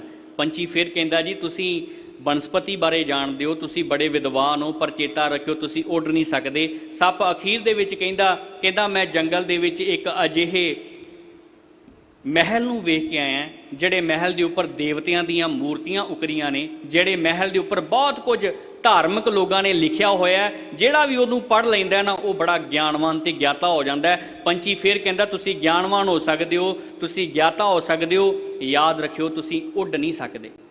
ਸੱਪ ਇਹਨੀਆਂ ਗੱਲਾਂ ਸੁਣਨ ਤੋਂ ਬਾਅਦ ਉੱਥੋਂ ਖਫਾ ਹੋ ਕੇ ਚਲਾ ਜਾਂਦਾ। ਖਲੀਲ ਜਬਰਾਨ ਕੇਵਲ ਇਹ ਦੱਸਣਾ ਚਾਹੁੰਦੇ ਆ, ਇੱਕ ਉਹ ਮਨੁੱਖ ਹੈ ਜਿਹੜਾ ਮਾਇਆਧਾਰੀ ਹੈ, ਜਿਹੜਾ ਭਰਮ ਦੇ ਵਿੱਚ ਹੈ ਕਿ ਸ਼ਾਇਦ ਮੈਂ ਸਭ ਤੋਂ ਸਮਰੱਥਾਵਾਨ ਹੈ, ਤੇ ਦੂਸਰੇ ਪਾਸੇ ਪੰਛੀ ਉਹ ਗੁਰਮੁਖ ਹੈ ਜਿਹਦੇ ਕੋਲੋਂ ਆਰਥਿਕ ਸਮਰੱਥਾ ਤੇ ਬਹੁਤੀ ਨਹੀਂ, ਪਰ ਉਹ ਨਾਮ ਦੀਆਂ ਅਜਿਹੀਆਂ ਉਡਾਰੀਆਂ ਲਾਉਂਦਾ ਹੈ, ਉਹ ਨਾਮ ਦੇ ਵਿੱਚ ਅਜਿਹਾ ਖੇੜੇ ਦੇ ਵਿੱਚ ਰਹਿੰਦਾ ਹੈ ਕਿ ਉਹ ਭਰਮਾਂ ਦੇ ਵਿੱਚੋਂ ਬਾਹਰ ਰਹਿ ਜਾਂਦਾ। ਸੋ ਭਾਈ ਸਾਹਿਬ ਭਾਈ ਗੁਰਦਾਸ ਜੀ ਵੀ ਇਹ ਉਦਾਹਰਨ ਦਿੰਦੇ ਨੇ। ਅਖੀਰ ਦੇ ਵਿੱਚ ਭਾਈ ਸਾਹਿਬ ਭਾਈ ਗੁਰਦਾਸ ਜੀ ਕਹਿੰਦੇ ਜਿਵੇਂ ਇੱਕ ਰਾਜਾ ਰਾਤ ਨੂੰ ਛੁੱਤਾ ਤੇ ਉਹਨੂੰ ਸੁਪਨਾ ਆਉਂਦਾ ਕਿ ਉਹ ਭਿਖਾਰੀ ਹੈ, ਪਰ ਉਹ ਭਰਮ ਦੇ ਵਿੱਚ ਨਹੀਂ, ਭਰਮ ਦੇ ਵਿੱਚ ਹੈ, ਉਹ ਭਿਖਾਰੀ ਨਹੀਂ ਬਲਕਿ ਉਹ ਰਾਜਾ ਹੁੰਦਾ ਹੈ। ਇਸੇ ਤਰ੍ਹਾਂ ਜਿਹੜੇ ਗੁਰਮੁਖ ਹੈ, ਉਹ ਆਪ ਤੇ ਭਰਮ ਦੇ ਵਿੱਚੋਂ ਰਹਿਤ ਹੁੰਦੇ ਆ ਤੇ ਦੁਨੀਆ ਦਾ ਵੀ ਭਰਮ ਮਿਟਾ ਦਿਆ ਕਰਦੇ ਆ। ਠੀਕ ਇਸੇ ਤਰ੍ਹਾਂ ਭਗਤ ਰਵਿਦਾਸ ਮਹਾਰਾਜ ਜੀ ਆਪ ਭਰਮ ਦੇ ਵਿੱਚ ਨਹੀਂ ਨੇ, ਲੇਕਿਨ ਉਹ ਦੁਨੀਆ ਦੇ ਭਰਮ ਨੂੰ ਮਿਟਾ ਰਹੇ ਨੇ। ਕੀ ਬਖਸ਼ਿਸ਼ ਕਰਦੇ ਨੇ ਭਗਤ ਰਵਿਦਾਸ ਮਹਾਰਾਜ? ਕਹਿੰਦੇ ਦੂਧ ਤਾਂ ਬਛੜੈ ਥਨ ਹੈ ਬਿਟਾਰਿਓ, ਕਿ ਜਿਹੜਾ ਦੁੱਧ ਹੈ ਉਹ ਤਾਂ ਵਛੜੇ ਨੇ ਪਹਿਲਾਂ ਹੀ ਝੂਠਾ ਕੀਤਾ ਹੋਇਆ ਹੈ। ਫੂਲ ਭਵਰ ਜਲ ਮੀਨ ਬਿਗਾਰਿਓ।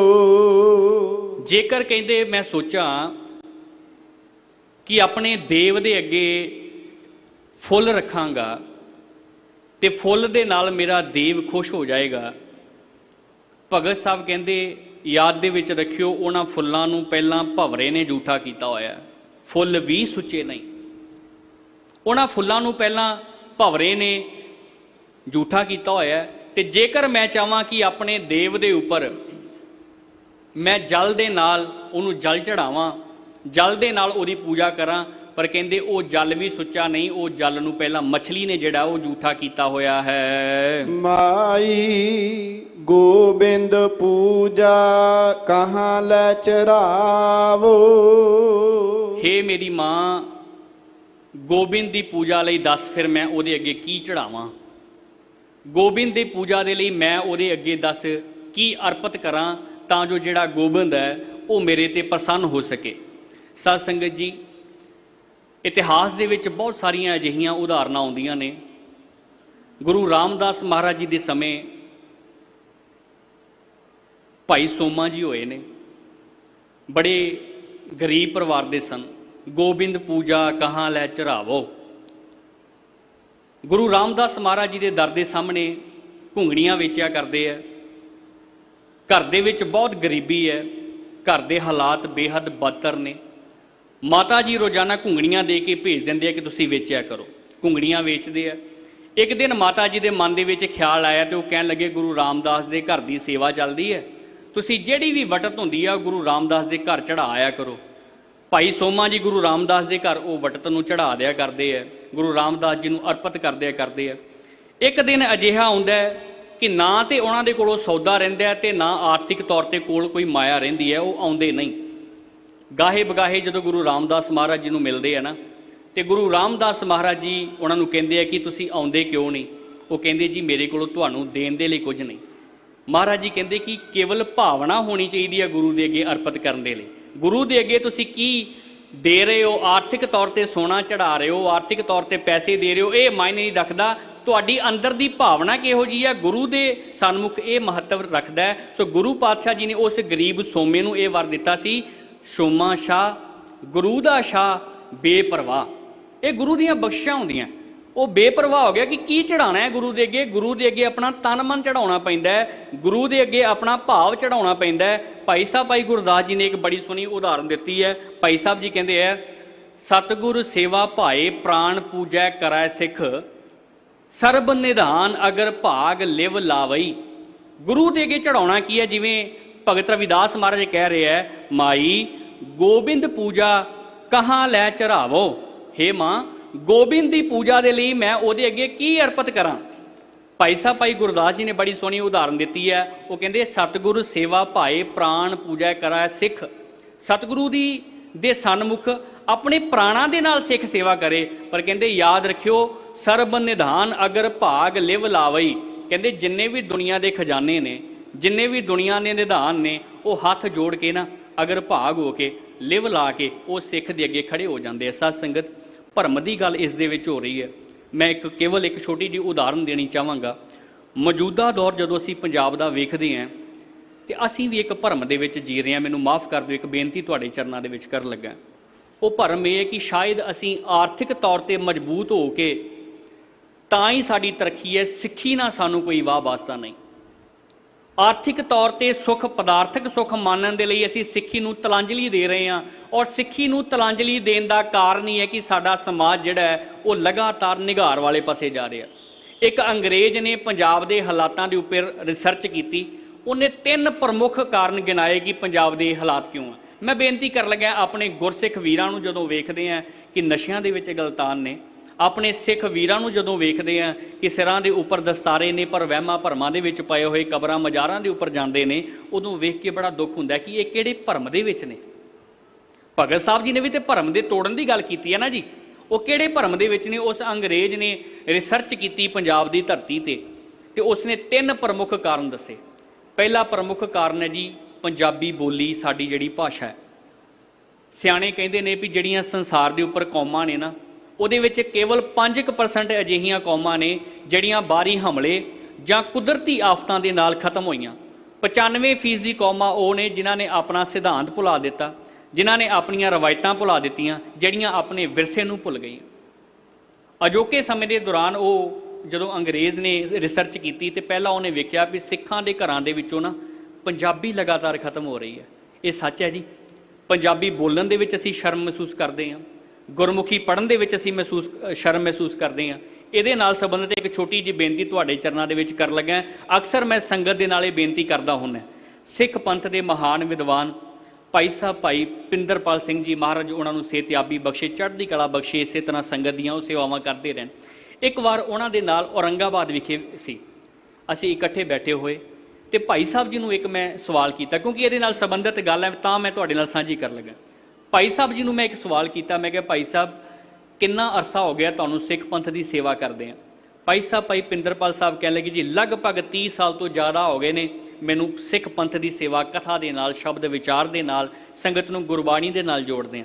ਤੇ ਮੈਂ ਉਹਨਾਂ ਨੂੰ ਪੁੱਛਿਆ, ਮੈਂ ਕਿਹਾ ਗਿਆਨੀ ਜੀ, ਜੇਕਰ ਇਹਨਾਂ 30 ਸਾਲਾਂ ਦੀ ਕਥਾ ਦਾ ਨਿਚੋੜ ਤੁਸੀਂ ਕੇਵਲ 2 ਲਫ਼ਜ਼ਾਂ ਦੇ ਵਿੱਚ ਸਾਂਝਾ ਕਰਨਾ ਹੋਵੇ ਤੇ ਤੁਸੀਂ ਕੀ ਕਹਿਣਾ ਚਾਹੋਗੇ? ਭਾਈ ਸਾਹਿਬ ਜੀ ਕਹਿਣ ਲੱਗੇ, ਸਵਾਲ ਤਾਂ ਇਹ ਵਰਿਆਮ ਸਿੰਘ ਇਹ ਜਟਲ ਹੈ, ਲੇਕਿਨ ਇਹਦਾ ਮੈਂ ਸਵਾਲ ਦਾ ਜਵਾਬ ਦਿਆਂਗਾ। ਮੈਂ ਉਹ ਗੱਲ ਕਰ ਰਿਹਾ ਕਿ ਅੰਗਰੇਜ਼ ਨੇ 3 ਚੀਜ਼ਾਂ ਦੱਸੀਆਂ ਕਿ ਅਸੀਂ ਖੁਆਰ ਕਿਉਂ ਹੋ ਰਹੇ ਹਾਂ। ਅਸੀਂ ਭਰਮ ਦੇ ਵਿੱਚ ਹਾਂ ਕਿ ਸ਼ਾਇਦ ਸ਼ਾਨੋ ਸ਼ੌਕਤ ਦੇ ਨਾਲ, ਬਹੁਤੀ ਪੈਸਾ ਆਰਥਿਕਤਾ ਬਣਾਉਣ ਦੇ ਨਾਲ ਅਸੀਂ ਸਾਡੀ ਤਰੱਕੀ ਹੁੰਦੀ ਹੈ, ਲੇਕਿਨ ਗੁਰੂ ਗ੍ਰੰਥ ਸਾਹਿਬ ਦੇ ਅਨੁਸਾਰ, ਧਰਮ ਦੇ ਅਨੁਸਾਰ ਅੰਦਰ ਦੀ ਤਰੱਕੀ ਨਾਮ ਦੇ ਨਾਲ ਹੈ। ਅੰਦਰ ਦੀ ਤਰੱਕੀ, ਅੰਦਰ ਅਧਿਆਤਮਕ ਤਰੱਕੀ ਅੰਦਰ ਦੇ ਖੇੜੇ ਨਾਲ ਹੈ। ਸੋ ਭਾਈ ਸਾਹਿਬ ਕਹਿਣ ਲੱਗੇ, ਜੇਕਰ ਮੈਂ ਕਹਾਂ ਨਾ 2 ਸ਼ਬਦਾਂ ਦੇ ਵਿੱਚ ਕਹਿਣਾ ਹੋਵੇ ਕਿ ਸਾਰੀ ਕਥਾ ਦਾ ਨਿਚੋੜ ਕੀ ਹੈ, ਤੇ ਭਾਈ ਸਾਹਿਬ ਜੀ ਕਹਿਣ ਲੱਗੇ ਹਰੇਕ ਸਿੱਖ ਦੇ ਬੱਚੇ ਨੂੰ ਗੁਰਮੁਖੀ ਆਉਣੀ ਚਾਹੀਦੀ ਹੈ, ਊੜਾ ਐੜਾ ਆਉਣਾ ਚਾਹੀਦਾ ਹੈ। ਦੂਸਰਾ, ਹਰੇਕ ਸਿੱਖ ਦੇ ਘਰ ਦੇ ਵਿੱਚ ਸਹਿਜ ਪਾਠ ਚੱਲਦਾ ਰਹਿਣਾ ਚਾਹੀਦਾ। ਇਹ ਉਹਨਾਂ ਦੀ ਸਾਰੀ ਕਥਾ ਦਾ ਨਿਚੋੜ, 32 ਸਾਲ ਦੀ ਕਥਾ ਦਾ ਉਹ ਕਹਿ ਰਹੇ ਨਿਚੋੜ ਹੈ ਕਿ ਇਹ ਹੋਣਾ ਚਾਹੀਦਾ। ਲੇਕਿਨ ਅੱਜ ਦੇ ਸਮੇਂ 'ਚ ਪੰਜਾਬੀ ਨਾਲੋਂ, ਆਪਣੀ ਭਾਸ਼ਾ ਦੇ ਨਾਲੋਂ ਜਦੋਂ ਅਸੀਂ ਟੁੱਟਾਂਗੇ, ਇਹ ਵੀ ਸਾਡੇ ਖੁਆਰ ਹੋਣ ਦਾ ਕਾਰਨ ਹੈ। ਦੂਸਰਾ ਉਹਨੇ ਜਿਹੜਾ ਵੇਖਿਆ ਜੀ, ਉਹ ਕਹਿਣ ਲੱਗਾ ਪੰਜਾਬ ਦੇ ਚੌਬਰ, ਪੰਜਾਬ ਦੇ ਗੱਭਰੂ, ਇੱਥੋਂ ਦੀ ਆਬੋ ਹਵਾ ਇਹੋ ਜਿਹੀ ਆ ਕਿ ਇਹਨਾਂ ਹਮੇਸ਼ਾ ਦੁਸ਼ਮਣਾਂ ਦੇ ਮੂੰਹ ਮੋੜੇ ਨੇ, ਇਹ ਹਮੇਸ਼ਾ ਜ਼ੁਲਮ ਦੇ ਖਿਲਾਫ ਖਲੋਂਦੇ ਰਹੇ ਨੇ, ਇਹਨਾਂ ਕਦੀ ਝੂਠ ਦਾ ਸਾਥ ਨਹੀਂ ਦਿੱਤਾ। ਇਹ ਆਪ ਤਾਂ ਮਰ ਗਏ, ਇਹ ਆਪ ਤਾਂ ਬੋਟੀ ਹੋ ਗਏ, ਇਹ ਆਪ ਤਾਂ ਕੱਟੇ ਗਏ, ਹਮੇਸ਼ਾ ਇਹਨਾਂ ਦਾ ਮੂੰਹ ਸੱਚ ਵੱਲ ਰਿਹਾ, ਇਹ ਸੱਚ ਨਾਲ ਖੜਦੇ ਰਹੇ ਆ। ਕਾਰਨ ਕਹਿੰਦਾ ਇਹਨਾਂ ਦੇ ਵਿੱਚ ਸਿੱਖੀ ਸੀ, ਪਰ ਅੱਜ ਇਹ ਸਿੱਖੀ ਤੋਂ ਵੀ ਮੁਨਕਰ ਹੋ ਰਹੇ ਆ, ਸਿੱਖੀ ਤੋਂ ਦੂਰ ਜਾ ਰਹੇ ਆ, ਆਪਣੇ ਧਰਮ ਤੋਂ ਦੂਰ ਜਾ ਰਹੇ ਆ। ਬਹੁਤ ਸਾਰੇ ਇਹੋ ਜਿਹੀਆਂ ਘਟਨਾਵਾਂ ਸਾਡੇ ਸਮਾਜ ਦੇ ਵਿੱਚ ਵਾਪਰਦੀਆਂ ਨੇ, ਜਦੋਂ ਵੇਖਣ ਨੂੰ ਮਿਲਦਾ ਕਿ ਇਹ ਪੰਜਾਬ ਦੇ ਵਿੱਚ ਅਜਿਹੀਆਂ ਗੱਲਾਂ ਵਾਪਰ ਰਹੀਆਂ। ਹੈਰਾਨੀ ਦੀ ਗੱਲ ਹੁੰਦੀ ਹੈ ਸਾਧ ਸੰਗਤ ਜੀ, ਧਰਮ ਦੇ ਨਾਲੋਂ ਟੁੱਟਣ ਦੀ। ਇੱਕ ਤਾਂ ਹੁੰਦਾ ਨਾ ਕਿ ਲੋਕਾਂ ਨੂੰ ਨਸ਼ੇ ਦੇ ਤੋਂ ਬਚਾ ਲੈਣਾ, ਪਰ ਜਿੱਥੇ ਸਰਕਾਰਾਂ ਆਪ ਔਰਤਾਂ ਵਾਸਤੇ ਠੇਕੇ ਖੋਲ੍ਹਦੀਆਂ ਹੋਣ, ਉੱਥੇ ਕਿਵੇਂ ਬਚਾਇਆ ਜਾ ਸਕਦਾ? ਇਹ ਤੁਸੀਂ ਭੁੱਲ ਜਾਓ ਕਿ ਤੁਹਾਨੂੰ ਬਚਾਉਣ ਦੇ ਲਈ ਬਾਹਰੋਂ ਕੋਈ ਆਵੇਗਾ, ਤੁਹਾਨੂੰ ਆਪਣਾ ਭਰਮ ਇਹ ਕੱਢਣਾ ਪਵੇਗਾ, ਆਪਣੇ ਘਰਾਂ ਦੇ ਵਿੱਚ ਪੰਜਾਬੀ ਲੈ ਕੇ ਆਉਣੀ ਪਵੇਗੀ, ਆਪਣੇ ਘਰਾਂ ਦੇ ਵਿੱਚ ਗੁਰਮਤ ਲੈ ਕੇ ਆਉਣੀ ਪਵੇਗੀ। ਤੀਸਰਾ ਉਹਨੇ ਦੱਸਿਆ ਜੀ ਕਾਰਨ, ਜਿਹੜਾ ਸਭ ਤੋਂ ਵੱਡਾ, ਕਿਰਤ। ਆ 3 ਕਾਰਨ ਉਹਨੇ ਦੱਸਿਆ ਪੰਜਾਬ ਦੇ ਖੁਆਰ ਹੋਣ ਦੇ, ਕਿ ਆ ਸਾਡਾ ਨੌਜਵਾਨ ਖੁਆਰ ਕਿਉਂ ਹੋ ਰਿਹਾ। ਕਿਰਤ ਕੋਈ ਨਹੀਂ ਕਰਨਾ ਚਾਹੁੰਦਾ, ਅਮੀਰ ਸਾਰੇ ਹੋਣੇ ਚਾਹੁੰਦੇ ਆ। ਕਿਰਤ ਕੋਈ ਨਹੀਂ ਕਰਨਾ ਚਾਹੁੰਦਾ, ਸੁਖੀ ਸਾਰੇ ਹੋਣਾ ਚਾਹੁੰਦੇ ਆ। ਵਧੀਆ ਗੱਡੀ ਹੋਵੇ, ਵਧੀਆ ਕੱਪੜੇ ਹੋਣ, ਏਸੀ ਦੇ ਵਿੱਚ ਬੰਦਾ ਰਹਿੰਦਾ ਹੋਵੇ, ਰਹਿਣ ਸਹਿਣ ਵਧੀਆ ਹੋਵੇ, ਠਾਠ ਬਾਠ ਪੂਰੀ ਹੋਵੇ, ਪਰ ਅਸੀਂ ਕਿਰਤ ਨਾ ਕਰੀਏ। ਕਿਰਤ ਤੋਂ ਅਸੀਂ ਮੂੰਹ ਮੋੜ ਰਹੇ ਹਾਂ। ਲੇਕਿਨ ਭਗਤ ਪ੍ਰੋਫੈਸਰ ਪੂਰਨ ਸਿੰਘ ਜੀ ਅਕਸਰ ਕਿਹਾ ਕਰਦੇ ਸਨ, ਜਿਹੜੇ ਕਿਰਤੀ ਹੁੰਦੇ ਆ ਅਸਲ ਦੇ ਵਿੱਚ ਉਹ ਸਾਧੂ ਹੁੰਦੇ ਆ, ਕਿਉਂਕਿ ਕਿਰਤੀ ਆਪਣੀ ਕਿਰਤ ਦੇ ਵਿੱਚ ਇੰਨਾ ਜ਼ਿਆਦਾ ਖੁੱਭ ਜਾਂਦਾ ਹੈ, ਇੰਨਾ ਜ਼ਿਆਦਾ ਰੁੱਝ ਜਾਂਦਾ ਹੈ ਕਿ ਉਹਨੂੰ ਹੋਰ ਦੁਨਿਆਵੀ ਕੰਮਾਂ ਦੇ ਲਈ ਕੋਈ ਫੁਰਸਤ ਨਹੀਂ ਹੁੰਦੀ। ਇਸ ਕਰਕੇ ਅਜੋਕੇ ਸਮੇਂ ਦੇ ਵਿੱਚ ਇਸ ਭਰਮ ਤੋਂ ਬਾਹਰ ਆਈਏ ਸਾਧ ਸੰਗਤ, ਸਿੱਖੀ ਦੇ ਨਾਲ ਜੁੜੀਏ, ਗੁਰਮੁਖੀ ਦੇ ਨਾਲ ਜੁੜੀਏ, ਆਪਣੇ ਧਰਮ ਦੇ ਨਾਲ, ਆਪਣੀ ਕਿਰਤ ਦੇ ਨਾਲ ਜੁੜੀਏ। ਸੋ ਇਹ ਭਰਮ ਜਿੰਨੀ ਦੇਰ ਸਾਡਾ ਟੁੱਟਦਾ ਨਹੀਂ ਨਾ, ਇਸ ਤੋਂ ਬਿਨਾਂ ਗੁਰੂ ਖੁਸ਼ ਨਹੀਂ ਹੋ ਸਕਦਾ। ਗੁਰੂ ਖੁਸ਼ ਉਦੋਂ ਹੋਵੇਗਾ ਜਦੋਂ ਸਿੱਖੀ ਦੇ ਵਿੱਚ ਆਵਾਂਗੇ, ਗੁਰੂ ਖੁਸ਼ ਉਦੋਂ ਹੋਵੇਗਾ ਜਦੋਂ ਗੁਰਮੁਖੀ ਪੜਾਂਗੇ, ਗੁਰੂ ਖੁਸ਼ ਉਦੋਂ ਹੋਵੇਗਾ ਜਦੋਂ 10 ਨੌਆਂ ਦੀ ਕਿਰਤ ਕਰਾਂਗੇ। ਠੀਕ ਭਗਤ ਸਾਹਿਬ ਵੀ ਆਪਣੀ ਮਾਤਾ ਜੀ ਨੂੰ ਇਹ ਬੇਨਤੀ ਕਰ ਰਹੇ ਆ, ਮਾਈ ਗੋਬਿੰਦ ਪੂਜਾ ਕਹਾਂ ਲੈ ਚੜਾਵੋ, ਹੇ ਮਾਂ ਹੁਣ ਗੋਬਿੰਦ ਦੇ ਅੱਗੇ ਮੈਂ ਕੀ ਅਰਪਣ ਕਰਾਂ ਤਾਂ ਜੋ ਗੋਬਿੰਦ ਖੁਸ਼ ਹੋ ਜਾਵੇ। ਆਵਰ ਨਾ ਫੂਲ ਅਨੂਪਨ ਪਾਵੋ। ਕਹਿੰਦੇ ਦੁਨੀਆ ਦੇ ਵਿੱਚ ਅਜਿਹਾ ਕੋਈ ਫੁੱਲ ਨਹੀਂ ਕਿ ਜਿਹੜੇ ਫੁੱਲ ਦੇ ਨਾਲ ਉਸ ਪਰਮਾਤਮਾ ਦੀ ਉਪਮਾ ਨੂੰ, ਅਨੂਪ ਪਰਮਾਤਮਾ ਨੂੰ ਪਾਇਆ ਜਾ ਸਕੇ। ਔਰ ਇੱਥੇ ਠਹਿਰਾਓ ਦਿੰਦੇ ਆ ਕਿ ਮਾਂ ਅਜਿਹੀ ਕਿਹੜੀ ਵਸਤੂ ਮੈਂ ਚੜਾਵਾਂ ਜਿਹਦੇ ਨਾਲ ਪਰਮਾਤਮਾ ਖੁਸ਼ ਹੋ ਜਾਏ, ਤੇ ਅਜਿਹਾ ਦੁਨੀਆ ਦੇ ਉੱਪਰ ਕੋਈ ਵਸਤੂ ਨਹੀਂ, ਕੋਈ ਫੁੱਲ ਨਹੀਂ ਜਿਹਦੇ ਨਾਲ ਉਸ ਪਰਮਾਤਮਾ ਨੂੰ ਪ੍ਰਾਪਤ ਕੀਤਾ ਜਾ ਸਕੇ। ਰਹਾਉ ਮੈਲਾ ਗਰ ਬੇਰੇ ਹੈ ਭਯੰਗਾ। ਸੱਪ ਕਹਿੰਦੇ ਮੈਲਾਗਰ ਦਾ ਭਾਵ ਹੁੰਦਾ ਹੈ ਚੰਦਨ ਦਾ ਰੁੱਖ। ਦੱਖਣ ਦੇ ਵਿੱਚ ਪਹਾੜ ਨੇ ਜਿਹਨੂੰ ਮੱਲਿਆ ਦੇ ਪਹਾੜ ਕਹਿੰਦੇ ਨੇ, ਮੱਲਿਆਗਿਰੀ ਤੋਂ ਮੈਲਾਗਰ ਪਹਾੜ ਸ਼ਬਦ ਬਣਦਾ। ਇੱਥੋਂ ਦੀ ਆਬੋ ਹਵਾ ਇਦਾਂ ਦੀ ਹੈ ਕਿ ਉੱਥੇ ਚੰਦਨ ਬਹੁਤ ਹੁੰਦਾ ਹੈ, ਹਵਾਵਾਂ ਦੇ ਵਿੱਚ ਮਹਿਕਾਂ ਹੁੰਦੀਆਂ ਨੇ, ਇਸ ਕਰਕੇ ਉਹਨਾਂ ਪਹਾੜਾਂ ਨੂੰ ਮੈਲਾਗਰ ਕਿਹਾ ਜਾਂਦਾ। ਹੁਣ ਮੈਲਾਗਰ ਦੇ ਜਿਵੇਂ ਪਹਿਲਾਂ ਵੀ ਉਦਾਹਰਨ ਭਾਈ ਗੁਰਦਾਸ ਜੀ ਦੀਆਂ ਰਚਨਾਵਾਂ ਦੇ ਵਿੱਚੋਂ ਆਪ ਜੀ ਨੂੰ ਦਿੱਤੀ ਹੈ, ਮੈਲਾਗਰ ਦੇ ਨਾਲ ਹਮੇਸ਼ਾ ਸੱਪ ਚੰਬੜਿਆ ਰਹਿੰਦਾ। ਪਰ ਜੇਕਰ ਭਗਤ ਸਾਹਿਬ ਕਹਿੰਦੇ ਆ ਕਿ ਮੈਂ ਸੋਚਾਂ ਕਿ ਮੈਲਾਗਰ ਲੈ ਕੇ, ਚੰਦਨ ਲੈ ਕੇ ਗੁਰੂ ਦੇ ਅੱਗੇ ਚੜਾ ਦਿਆਂ, ਚੰਦਨ ਲੈ ਕੇ ਦੇਵ ਦੇ ਅੱਗੇ ਚੜਾ ਦਿਆਂ, ਕਹਿੰਦੇ ਉਹਨੂੰ ਵੀ ਤਾਂ ਝੂਠਾ ਸੱਪ ਨੇ ਕੀਤਾ ਹੋਇਆ ਹੈ। ਬਿਖ ਅੰਮ੍ਰਿਤ ਬਸ ਹੈ ਇੱਕ ਸੰਗਾ। ਕਹਿੰਦੇ ਬਿਖ ਤੇ ਅੰਮ੍ਰਿਤ ਜਿਹੜਾ ਉਹ ਇੱਕੋ ਜਗ੍ਹਾ ਸਮੁੰਦਰ ਦੇ ਵਿੱਚ ਵਸਦਾ ਹੈ। ਧੂਪ ਦੀਪ ਨੈਵੇਦ ਹੈ ਬਾਸਾ। ਕਹਿੰਦੇ ਜਿਹੜੀ ਧੂਪ ਹੈ, ਦੀਪਕ ਹੈ, ਔਰ ਜਿਹੜੀ ਦੇਵ ਦੇ ਅੱਗੇ ਪ੍ਰਸ਼ਾਦਾ ਰੱਖਿਆ ਜਾਂਦਾ ਹੈ, ਰੋਟੀ ਪਾਣੀ ਰੱਖਿਆ ਜਾਂਦਾ ਹੈ, ਕਹਿੰਦੇ ਉਹ ਵੀ ਬਸ ਹੈ। ਬਾਸਾ ਦਾ ਭਾਵ ਕਿ ਉਹਦੀ ਸੁਗੰਧੀ ਪਹਿਲਾਂ ਹੀ ਮੈਨੂੰ ਪ੍ਰਾਪਤ ਹੋ ਗਈ ਹੈ। ਧੂਪ ਦੀ ਸੁਗੰਧੀ ਵੀ ਪਹਿਲਾਂ ਪ੍ਰਾਪਤ ਹੋ ਗਈ ਹੈ, ਦੀਪ ਦੀ ਸੁਗੰਧੀ ਵੀ ਪਹਿਲਾਂ ਪ੍ਰਾਪਤ ਹੋ ਗਈ ਹੈ, ਵਿਅੰਜਨਾਂ ਦੀ ਸੁਗੰਧੀ ਵੀ ਪਹਿਲਾਂ ਪ੍ਰਾਪਤ ਹੋ ਗਈ ਹੈ, ਤੇ ਉਹ ਫਿਰ ਸੁੱਚੇ ਕਿਵੇਂ ਰਹਿ ਗਏ? ਕੈਸੇ ਪੂਜ ਕਰਹਿ ਤੇਰੀ ਦਾਸਾ। ਕਹਿੰਦੇ ਫਿਰ ਤੇਰੀ ਪੂਜਾ ਇਹ ਦਾਸ ਕਿਵੇਂ ਕਰੇ? ਸਭ ਕੁਝ ਤਾਂ ਝੂਠਾ ਹੈ, ਦੁੱਧ ਵੀ ਝੂਠਾ ਹੈ ਜਿਹੜਾ ਬਛੜੇ ਨੇ ਝੂਠਾ ਕਰ ਦਿੱਤਾ, ਜਲ ਵੀ ਝੂਠਾ ਹੈ ਮਛਲੀ ਨੇ ਝੂਠਾ ਕਰ ਦਿੱਤਾ, ਫੁੱਲ ਵੀ ਝੂਠਾ ਹੈ ਭੌਰੇ ਨੇ ਝੂਠਾ ਕਰ ਦਿੱਤਾ, ਚੰਦਨ ਵੀ ਝੂਠਾ ਹੈ ਸੱਪ ਨੇ ਝੂਠਾ ਕਰ ਦਿੱਤਾ। ਪਰ ਕਹਿੰਦੇ ਕੀ ਤੇਰੇ ਦਰ ਦੇ ਉੱਪਰ ਅਜਿਹਾ ਸੌਂਪਾਂ ਤੈਨੂੰ, ਕੈਸੇ ਪੂਜ ਕਰੈ ਤੇਰੀ ਦਾਸਾ, ਤੇਰੀ ਪੂਜਾ ਦਾਸ ਕਿਵੇਂ ਕਰੇ? ਤਨ ਮਨ ਅਰਪੋ ਪੂਜ ਚਰਾਵੋ।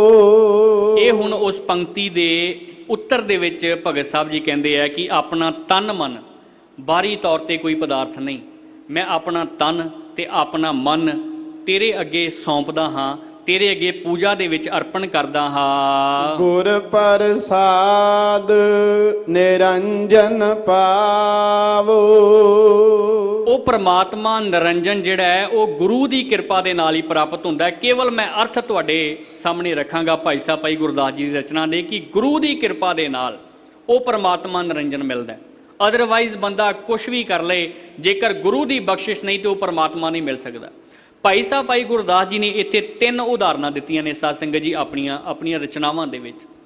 ਭਾਈ ਸਾਹਿਬ ਭਾਈ ਗੁਰਦਾਸ ਜੀ ਪਹਿਲੀ ਉਦਾਹਰਨ ਦਿੰਦੇ ਹੈ, ਕਹਿੰਦੇ ਜਿਵੇਂ ਪਵਨ ਹੈ ਤੇ ਚੰਦਨ ਹੈ, ਇਹਨਾਂ ਦੋਵਾਂ ਦਾ ਆਪਸ ਦੇ ਵਿੱਚ ਬੜਾ ਗੂੜਾ ਸੰਬੰਧ ਹੈ। ਕੇਵਲ ਮੈਂ ਉਦਾਹਰਨ ਸਾਂਝੀ ਕਰ ਰਿਹਾ ਸਮੇਂ ਨੂੰ ਵੇਖਦਿਆਂ ਹੋਇਆਂ। ਕਹਿੰਦੇ ਜਿਵੇਂ ਪੌਣ ਦਾ ਤੇ ਚੰਦਨ ਦਾ ਆਪਣੇ ਆਪ ਦੇ ਵਿੱਚ ਬਹੁਤ ਗੂੜਾ ਸੰਬੰਧ ਹੈ। ਚੰਦਨ ਦੀ ਪਵਨ ਲੋਕਾਂ ਤੱਕ ਨਹੀਂ ਪਹੁੰਚ ਸਕਦੀ, ਚੰਦਨ ਦੀ ਸੁਗੰਧੀ ਲੋਕਾਂ ਤੱਕ ਨਹੀਂ ਪਹੁੰਚ ਸਕਦੀ ਜੇਕਰ ਪੌਣ ਨਾ ਹੋਵੇ, ਤੇ ਕਹਿੰਦੇ ਪੌਣ ਦੇ ਵਿੱਚ ਸੁਗੰਧੀ ਨਹੀਂ ਆ ਸਕਦੀ ਜੇਕਰ ਚੰਦਨ ਨਾ ਹੋਵੇ। ਦੋਵੇਂ ਇੱਕ ਦੂਸਰੇ ਦੇ ਪੂਰਕ ਨੇ। ਕੱਲੀ ਚੰਦਨ ਵੀ ਕੁਝ ਨਹੀਂ ਕਰ ਸਕਦੀ ਤੇ ਕੱਲੀ ਹਵਾ ਵੀ ਕੁਝ ਨਹੀਂ ਕਰ ਸਕਦੀ। ਚੰਦਨ ਦੀ ਸੁਗੰਧੀ ਦਾ ਲੋਕਾਂ ਤੱਕ ਪਹੁੰਚਣਾ ਹੋਵੇ ਤੇ ਪੌਣ ਦਾ ਬੜਾ ਜ਼ਰੂਰੀ ਹੈ, ਤੇ ਪੌਣ ਦੇ ਵਿੱਚ ਜੇਕਰ ਸੁਗੰਧੀ ਆਉਣੀ ਹੋਵੇ ਤੇ ਚੰਦਨ ਦਾ ਹੋਣਾ ਬੜਾ ਜ਼ਰੂਰੀ ਹੈ। ਦੂਸਰੀ ਉਦਾਹਰਨ ਭਾਈ ਸਾਹਿਬ ਭਾਈ ਗੁਰਦਾਸ ਜੀ ਇੱਕ ਡਾਕਟਰ ਦੀ ਦਿੰਦੇ ਆ। ਕਹਿੰਦੇ ਜਿਵੇਂ ਇੱਕ ਡਾਕਟਰ ਇੱਕ ਗੁਪਤ ਦਵਾਈ ਨੂੰ ਸਮਝ ਲੈਂਦਾ। ਹੁਣ ਆਮ ਇਨਸਾਨ ਜਦੋਂ ਕਿਸੇ ਮੈਡੀਕਲ ਸਟੋਰ ਦੇ ਵਿੱਚ ਜਾਵੇ ਸਾਧ ਸੰਗਤ, ਜਿਹਨੂੰ ਮੈਡੀਕਲ ਦੀ ਕੋਈ ਵੀ ਜਾਣਕਾਰੀ ਨਹੀਂ, ਉਹ ਮੈਡੀਕਲ ਸਟੋਰ ਦੇ ਵਿੱਚ ਦਵਾਈਆਂ ਨੂੰ ਵੇਖ ਕੇ ਅੰਦਾਜ਼ਾ ਨਹੀਂ ਲਗਾ ਸਕਦਾ ਕਿ ਕਿਹੜੀ ਦਵਾਈ ਕਿਸ ਮਰਜ਼ ਦੀ ਹੈ, ਕਿਹੜੀ ਦਵਾਈ ਕਿਹੜੀ ਬਿਮਾਰੀ ਨੂੰ ਠੀਕ ਕਰ ਸਕਦੀ ਹੈ। ਉਹ ਉਹੀ ਦੇਖ ਸਕਦਾ ਹੈ ਜਿਹਨੂੰ ਦਵਾਈਆਂ ਦੇ ਬਾਰੇ ਗਿਆਨ ਹੋਵੇਗਾ। ਡਾਕਟਰ ਦਵਾਈਆਂ ਦੇ ਗੁਪਤ ਰਹੱਸਾਂ ਨੂੰ ਸਾਹਮਣੇ ਰੱਖਦਾ ਹੈ, ਪਰ ਦਵਾਈਆਂ ਤੋਂ ਬਿਨਾਂ ਡਾਕਟਰ ਵੀ ਠੀਕ ਨਹੀਂ ਕਰ ਸਕਦਾ। ਭਾਈ ਸਾਹਿਬ ਭਾਈ ਗੁਰਦਾਸ ਉਦਾਹਰਨ ਦਿੰਦੇ ਆ ਕਿ ਡਾਕਟਰ ਜਿਵੇਂ ਦਵਾਈ ਦੇ ਗੁਪਤ ਰਹੱਸ ਨੂੰ ਲੋਕਾਂ ਦੇ ਸਾਹਮਣੇ ਲੈ ਕੇ ਆਂਦਾ ਹੈ, ਪਰ ਦਵਾਈ ਤੋਂ ਬਿਨਾਂ ਡਾਕਟਰ ਵੀ ਠੀਕ ਨਹੀਂ ਕਰ ਸਕਦਾ। ਤੀਸਰੀ ਉਦਾਹਰਨ ਭਾਈ ਸਾਹਿਬ ਭਾਈ ਗੁਰਦਾਸ ਜੀ ਇੱਕ ਅਜਿਹੇ ਜਹਾਜ਼ ਦੀ ਦਿੰਦੇ ਹੈ। ਕਹਿੰਦੇ ਜਿਵੇਂ ਜਹਾਜ਼ ਤੋਂ ਬਿਨਾਂ ਮਲਾਹ ਪਾਰ ਨਹੀਂ ਲੈ ਕੇ ਜਾ ਸਕਦਾ, ਔਰ ਮਲਾਹ ਤੋਂ ਬਿਨਾਂ ਜਹਾਜ਼ ਦਾ ਕੋਈ ਵਜੂਦ ਨਹੀਂ ਹੁੰਦਾ। ਦੋਵੇਂ ਆਪਸ ਦੇ ਵਿੱਚ ਜੁੜੇ ਹੋਏ ਆ। ਪੌਣ ਤੇ ਚੰਦਨ ਆਪਸ ਦੇ ਵਿੱਚ ਜੁੜੇ ਹੋਏ ਆ, ਜਹਾਜ਼ ਤੇ ਖੇਵਟ ਆਪਸ ਦੇ ਵਿੱਚ ਜੁੜੇ ਹੋਏ ਆ, ਡਾਕਟਰ ਤੇ ਦਵਾਈ ਆਪਸ ਦੇ ਵਿੱਚ ਜੁੜੇ ਹੋਏ ਆ। ਕਹਿੰਦੇ ਠੀਕ ਇਸੇ ਤਰ੍ਹਾਂ ਨਾਮ ਦਾ ਤੇ ਗੁਰੂ ਦਾ ਆਪਸ ਦੇ ਵਿੱਚ ਬੇਹੱਦ ਗੂੜਾ ਰਿਸ਼ਤਾ ਹੁੰਦਾ ਹੈ। ਗੁਰੂ ਹੀ ਨਾਮ ਸਿੱਖ ਨੂੰ ਬਖਸ਼ ਸਕਦਾ ਹੈ, ਗੁਰੂ ਤੋਂ ਬਿਨਾਂ ਨਾਮ ਦੀ ਪ੍ਰਾਪਤੀ ਨਹੀਂ ਹੋ ਸਕਦੀ। ਇਹ ਤੁਸੀਂ ਭੁੱਲ ਜਾਓ ਕਿ ਗੁਰੂ ਤੋਂ ਬਿਨਾਂ, ਗੁਰੂ ਦੀ ਬਖਸ਼ਿਸ਼ ਤੋਂ ਬਿਨਾਂ ਆਪਣੇ ਤੌਰ ਤੇ ਅਸੀਂ ਅੰਦਰ ਦਾ ਖੇੜਾ ਪ੍ਰਾਪਤ ਕਰ ਲਵਾਂਗੇ, ਅੰਦਰ ਦੀ ਖੁਸ਼ੀ ਪ੍ਰਾਪਤ ਕਰ ਲਵਾਂਗੇ। ਗੁਰੂ ਦੀ ਕਿਰਪਾ ਹੋਵੇਗੀ ਤੇ ਨਾਮ ਦੀ ਦਾਤ ਮਿਲਦੀ ਹੈ। ਔਰ ਭਗਤ ਸਾਹਿਬ ਜੀ ਕਹਿੰਦੇ ਹੈ ਗੁਰ ਪ੍ਰਸਾਦ ਨਿਰੰਜਨ ਪਾਵੋ। ਗੁਰੂ ਦੀ ਕਿਰਪਾ ਦੇ ਨਾਲ ਉਸ ਪਰਮਾਤਮਾ ਨਿਰੰਜਨ ਨੂੰ ਪਾਇਆ ਜਾ ਸਕਦਾ ਹੈ। ਪੂਜਾ ਅਰਚਾ ਆਹੇ ਨਾ ਤੋਰੀ। ਕਹਿੰਦੇ ਮੈਨੂੰ ਤੇ ਤੇਰੀ ਪੂਜਾ ਕਰਨੀ ਮਹਾਰਾਜ ਨਹੀਂ ਹੋ ਆਈ, ਮੈਨੂੰ ਤੇ ਤੇਰੀ ਪੂਜਾ ਕਰਨ ਦੀ ਜਾਚ ਨਹੀਂ ਆਈ ਜਿਵੇਂ ਸਾਰੀ ਦੁਨੀਆ ਪੂਜਾ ਕਰਦੀ ਹੈ। ਮੈਨੂੰ ਉਸ ਤਰ੍ਹਾਂ ਦਾ ਕੋਈ ਢੰਗ ਤੇਰੀ ਪੂਜਾ ਕਰਨ ਦਾ ਨਹੀਂ ਆਉਂਦਾ। ਕਹਿ ਰਵਿਦਾਸ ਕਵਨ ਗਤ ਮੋਰੀ। ਰਵਿਦਾਸ ਮਹਾਰਾਜ ਕਹਿੰਦੇ ਹੈ ਕਿ ਹੁਣ ਮੇਰਾ ਕੀ ਹਾਲ ਹੋਵੇਗਾ ਜਦੋਂ ਮੈਨੂੰ ਜਾਚ ਹੀ ਨਹੀਂ ਕਿ ਤੇਰੀ ਪੂਜਾ ਕੀ ਕਰਨੀ ਹੈ, ਤੇਰੀ ਪੂਜਾ ਕਿਵੇਂ ਕਰਨੀ ਹੈ, ਮੇਰਾ ਕੀ ਹਾਲ ਹੋਵੇਗਾ। ਸੋ ਭਗਤ ਸਾਹਿਬ ਜੀ ਨੇ ਉਪਰੋਕਤ ਪੰਕਤੀਆਂ ਦੇ ਵਿੱਚ ਇੱਕ ਗੱਲ ਦਾ ਜ਼ਿਕਰ ਕੀਤਾ ਕਿ ਬਾਹਰੀ ਤੌਰ ਤੇ ਵਿਖਾਵਿਆਂ ਦੇ ਨਾਲ ਪਰਮਾਤਮਾ ਖੁਸ਼ ਨਹੀਂ ਹੁੰਦਾ। ਉਹਦੇ ਵਾਸਤੇ ਮਨੁੱਖ ਦਾ ਅੰਦਰੋਂ ਸੱਚਾ ਹੋਣਾ ਬਹੁਤ ਜ਼ਰੂਰੀ ਹੈ। ਉਹਦੇ ਅੰਦਰ ਦੀ ਭਾਵਨਾ ਦਾ ਹੋਣਾ ਬਹੁਤ ਜ਼ਰੂਰੀ ਹੈ। ਗੁਰੂ ਦੇ ਸਨਮੁਖ ਜਿਹੋ ਜੀ ਭਾਵਨਾ ਲੈ ਕੇ ਅਸੀਂ ਆਉਂਦੇ ਹਾਂ, ਉਹੋ ਜਿਹੀਆਂ ਭਾਵਨਾਵਾਂ ਗੁਰੂ ਪੂਰੀਆਂ ਕਰਦਾ ਹੈ। ਗੁਰੂ ਰਾਮਦਾਸ ਜੀ ਦੇ ਘਰ ਤੇ ਨਗਦੋ ਨਗਦੀ ਦਾ ਸੌਦਾ ਸਾਧ ਸੰਗਤ, ਗੁਰੂ ਰਾਮਦਾਸ ਕਿਸੇ ਦਾ ਰੱਖਦਾ ਨਹੀਂ। ਗੁਰੂ ਰਾਮਦਾਸ ਜੀ ਮਹਾਰਾਜ ਜੀ ਦੇ ਲੰਗਰਾਂ ਦੇ ਵਿੱਚ ਜਾ ਕੇ ਜਦੋਂ ਤੁਸੀਂ ਬਰਤਨ ਮਾਂਜਦੇ ਹੋ ਨਾ ਭਾਵਨਾ ਦੇ ਨਾਲ, ਗੁਰੂ ਪਾਤਸ਼ਾਹ ਉਦੋਂ ਹੀ ਖੁਸ਼ੀਆਂ ਤੇ ਆਨੰਦ ਖੇੜਾ ਝੋਲੀ ਦੇ ਵਿੱਚ ਪਾ ਦਿੰਦਾ।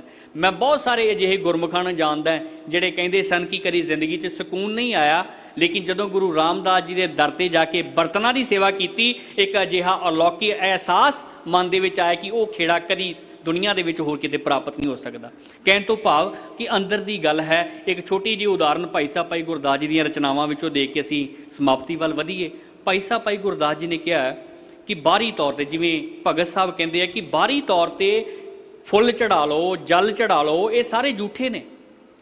ਕਈ ਵਾਰੀ ਅਸੀਂ ਆਪਣੇ ਆਪ ਨੂੰ ਬਾਹਰੀ ਤੌਰ ਤੇ ਸਿੰਗਾਰਨ ਦੀ ਕੋਸ਼ਿਸ਼ ਕਰਦੇ ਹਾਂ, ਪਰ ਉਹਦੇ ਦਰ ਤੇ ਥਾਂ ਉਹੀ ਪੈਣਾ ਜਿਹਦੇ ਅੰਦਰ ਦੇ ਗੁਣ ਨੇ।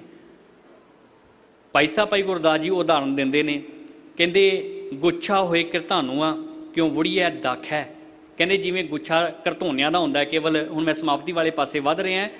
ਭਾਈ ਸਾਹਿਬ ਕਹਿੰਦੇ ਜਿਵੇਂ ਘਰਧੋਨਿਆਂ ਦਾ ਗੁੱਛਾ ਹੁੰਦਾ, ਵੇਖਣ ਨੂੰ ਉਹ ਹਰਾ ਹੈ, ਦੇਖਣ ਨੂੰ ਉਹ ਗੋਲ ਹੈ ਜਿਵੇਂ ਅੰਗੂਰ ਹੁੰਦੇ ਆ, ਪਰ ਕਹਿੰਦੇ ਗੁਣਾਂ ਦੇ ਵਿੱਚ ਫਰਕ ਹੈ। ਅੰਗੂਰ ਵੀ ਹਰੇ ਨੇ, ਘਰਧੋਨੇ ਵੀ ਹਰੇ ਨੇ, ਪਰ ਇਹਨਾਂ ਦੋਵਾਂ ਦੇ ਸਵਾਦ ਦੇ ਵਿੱਚ ਤੇ ਗੁਣਾਂ ਦੇ ਵਿੱਚ ਬੜਾ ਫਰਕ ਹੈ। ਦੂਸਰੀ ਉਦਾਹਰਨ ਦੇ ਵਿੱਚ ਭਾਈ ਸਾਹਿਬ ਭਾਈ ਗੁਰਦਾਸ ਜੀ ਕਹਿੰਦੇ ਅੱਕੇ ਕੇਰੀ ਖੱਖੜੀ ਕੋਈ ਅੰਬ ਨਾ ਆਖੈ। ਹੁਣ ਅੱਕ ਦੀ ਖੱਖੜੀ ਤੇ ਅੰਬੀ ਦੋਵੇਂ ਇੱਕੋ ਜਿਹੀਆਂ ਹੁੰਦੀਆਂ, ਹਰੀਆਂ ਹੁੰਦੀਆਂ, ਵੇਖਣ ਦੇ ਵਿੱਚ ਛੋਟੇ ਸਾਈਜ਼ ਦੀਆਂ ਹੁੰਦੀਆਂ, ਪਰ ਕਹਿੰਦੇ ਦੋਵਾਂ ਦੇ ਸਵਾਦ ਦੇ ਵਿੱਚ ਫਰਕ ਹੁੰਦਾ, ਦੋਵਾਂ ਦੇ ਗੁਣਾਂ ਦੇ ਵਿੱਚ ਫਰਕ ਹੁੰਦਾ। ਫਟਕ ਨਾ ਪੂਜਨ ਹੀਰਿਆਂ ਕਿਉਂ ਭਰਿਆ ਬਿਆਖੈ। ਫਟਕ ਦਾ ਭਾਵ ਹੁੰਦਾ ਬਲੌਰ ਬਾਂਟੇ, ਤੇ ਹੀਰੇ ਦਾ ਭਾਵ ਤੁਸੀਂ ਸਮਝਦੇ ਹੀ ਹੋ। ਭਾਈ ਸਾਹਿਬ ਜੀ ਕਹਿੰਦੇ ਬਲੌਰ ਕਦੀ ਵੀ ਹੀਰਿਆਂ ਦੀ ਬਰਾਬਰੀ ਨਹੀਂ ਕਰ ਸਕਦੇ ਹੁੰਦੇ। ਅਖੀਰ ਦੇ ਵਿੱਚ ਭਾਈ ਸਾਹਿਬ ਭਾਈ ਗੁਰਦਾਸ ਜੀ ਕਹਿੰਦੇ ਨੇ ਇਸੇ ਤਰ੍ਹਾਂ ਕਰਤੂਤ ਸੁਭੱਖ ਹੈ ਤਿਉਂ ਸਾਧ ਅਸਾਧ ਪਰਖੀਆਂ ਕਰਤੂਤ ਸੁਭੱਖ ਹੈ। ਮਨੁੱਖ ਆਪਣੇ ਕਰਮਾਂ ਦੇ ਨਾਲ, ਅੰਦਰ ਦੇ ਨਾਲ ਪਛਾਣਿਆ ਜਾਂਦਾ ਹੁੰਦਾ, ਬਾਰੀ ਵਿਖਾਵਿਆਂ ਦੇ ਨਾਲ, ਭਰਮ ਸਥਾਪਿਤ ਕਰਨ ਦੇ ਨਾਲ ਨਹੀਂ। ਸੋ ਸਾਨੂੰ ਵੀ ਸਾਧ ਸੰਗਤ ਜੀ ਜਾਂਚ ਆ ਜਾਏ ਕਿ ਭਗਤ ਸਾਹਿਬ ਜੀ ਨੇ ਜਿਵੇਂ ਉਸ ਪਰਮਾਤਮਾ ਦੀ ਪੂਜਾ ਕੀਤੀ, ਆਪਣਾ ਤਨ ਆਪਣਾ ਮਨ ਉਹਦੇ ਅੱਗੇ ਚੜਾਇਆ, ਅੰਤਰਿਕ ਤੌਰ ਤੇ ਰੂਹਾਨੀਅਤ ਤੌਰ ਤੇ ਉਹਨਾਂ ਨੇ ਉਹਨੂੰ ਯਾਦ ਕੀਤਾ, ਨਾ ਕਿ ਬਾਹਰੀ ਤੌਰ ਤੇ। ਇਹ ਜਾਤ ਸਾਨੂੰ ਵੀ ਆ ਜਾਵੇ। ਸੋ ਇਹ ਵਿਚਾਰਾਂ ਕਰਦਿਆਂ ਅਨੇਕਾਂ ਪ੍ਰਕਾਰ ਦੀਆਂ ਗਲਤੀਆਂ ਤੇ ਤਰੁੱਟੀਆਂ ਹੋ ਗਈਆਂ ਨੇ। ਗੁਰੂ ਸਾਹਿਬ ਤੇ ਗੁਰੂ ਸਾਹਿਬ ਜੀ ਦੀ ਸਾਜੀ ਨਵਾਜੀ ਸੰਗਤ ਬਖਸ਼ਣਯੋਗ ਹੈ। ਵਿਸ਼ੇਸ਼ ਤੌਰ ਤੇ ਧੰਨਵਾਦ ਸਾਹਿਬ ਸ੍ਰੀ ਗੁਰੂ ਗ੍ਰੰਥ ਸਾਹਿਬ ਜੀ ਮਹਾਰਾਜ ਜੀ ਦਾ, ਜਿਨ੍ਹਾਂ ਨੇ ਉਦਮ ਬਖਸ਼ਿਆ, ਗੁਰਬਾਣੀ ਸ਼ਬਦ ਵਿਚਾਰ ਆਪ ਜੀ ਦੇ ਨਾਲ ਸਾਂਝੀ ਕੀਤੀ ਹੈ। ਵਿਸ਼ੇਸ਼ ਤੌਰ ਤੇ ਧੰਨਵਾਦ ਕਰਨਾ ਚਾਹਾਂਗਾ ਸਿੰਘ ਸਾਹਿਬ ਗਿਆਨੀ ਰਘੁਬੀਰ ਸਿੰਘ ਜੀ ਦਾ, ਜਿਨ੍ਹਾਂ ਨੇ ਸਮਾਂ ਦੇ ਕੇ ਨਿਵਾਜਿਆ, ਔਰ ਸ਼੍ਰੋਮਣੀ ਗੁਰਦੁਆਰਾ ਪ੍ਰਬੰਧਕ ਕਮੇਟੀ ਦੀ ਸਮੁੱਚੀ ਮੈਨੇਜਮੈਂਟ ਦਾ, ਸਮੁੱਚੀ ਸੰਗਤ ਦਾ ਬਹੁਤ ਬਹੁਤ ਧੰਨਵਾਦ। ਆਓ ਆਖਰੀ ਪੰਕਤੀਆਂ ਦਾ ਪਾਠ ਕਰਕੇ ਸਮਾਪਤੀ ਕਰੀਏ ਜੀ। ਪੂਜਾ ਅਰਚਾ ਆਹੇ ਨਾ ਤੋਰੀ, ਕਹਿ ਰਵਿਦਾਸ ਕਵਨ ਗਤ ਮੋਰੀ। ਵਾਹਿਗੁਰੂ ਜੀ ਕਾ ਖਾਲਸਾ, ਵਾਹਿਗੁਰੂ ਜੀ ਕੀ ਫਤਿਹ।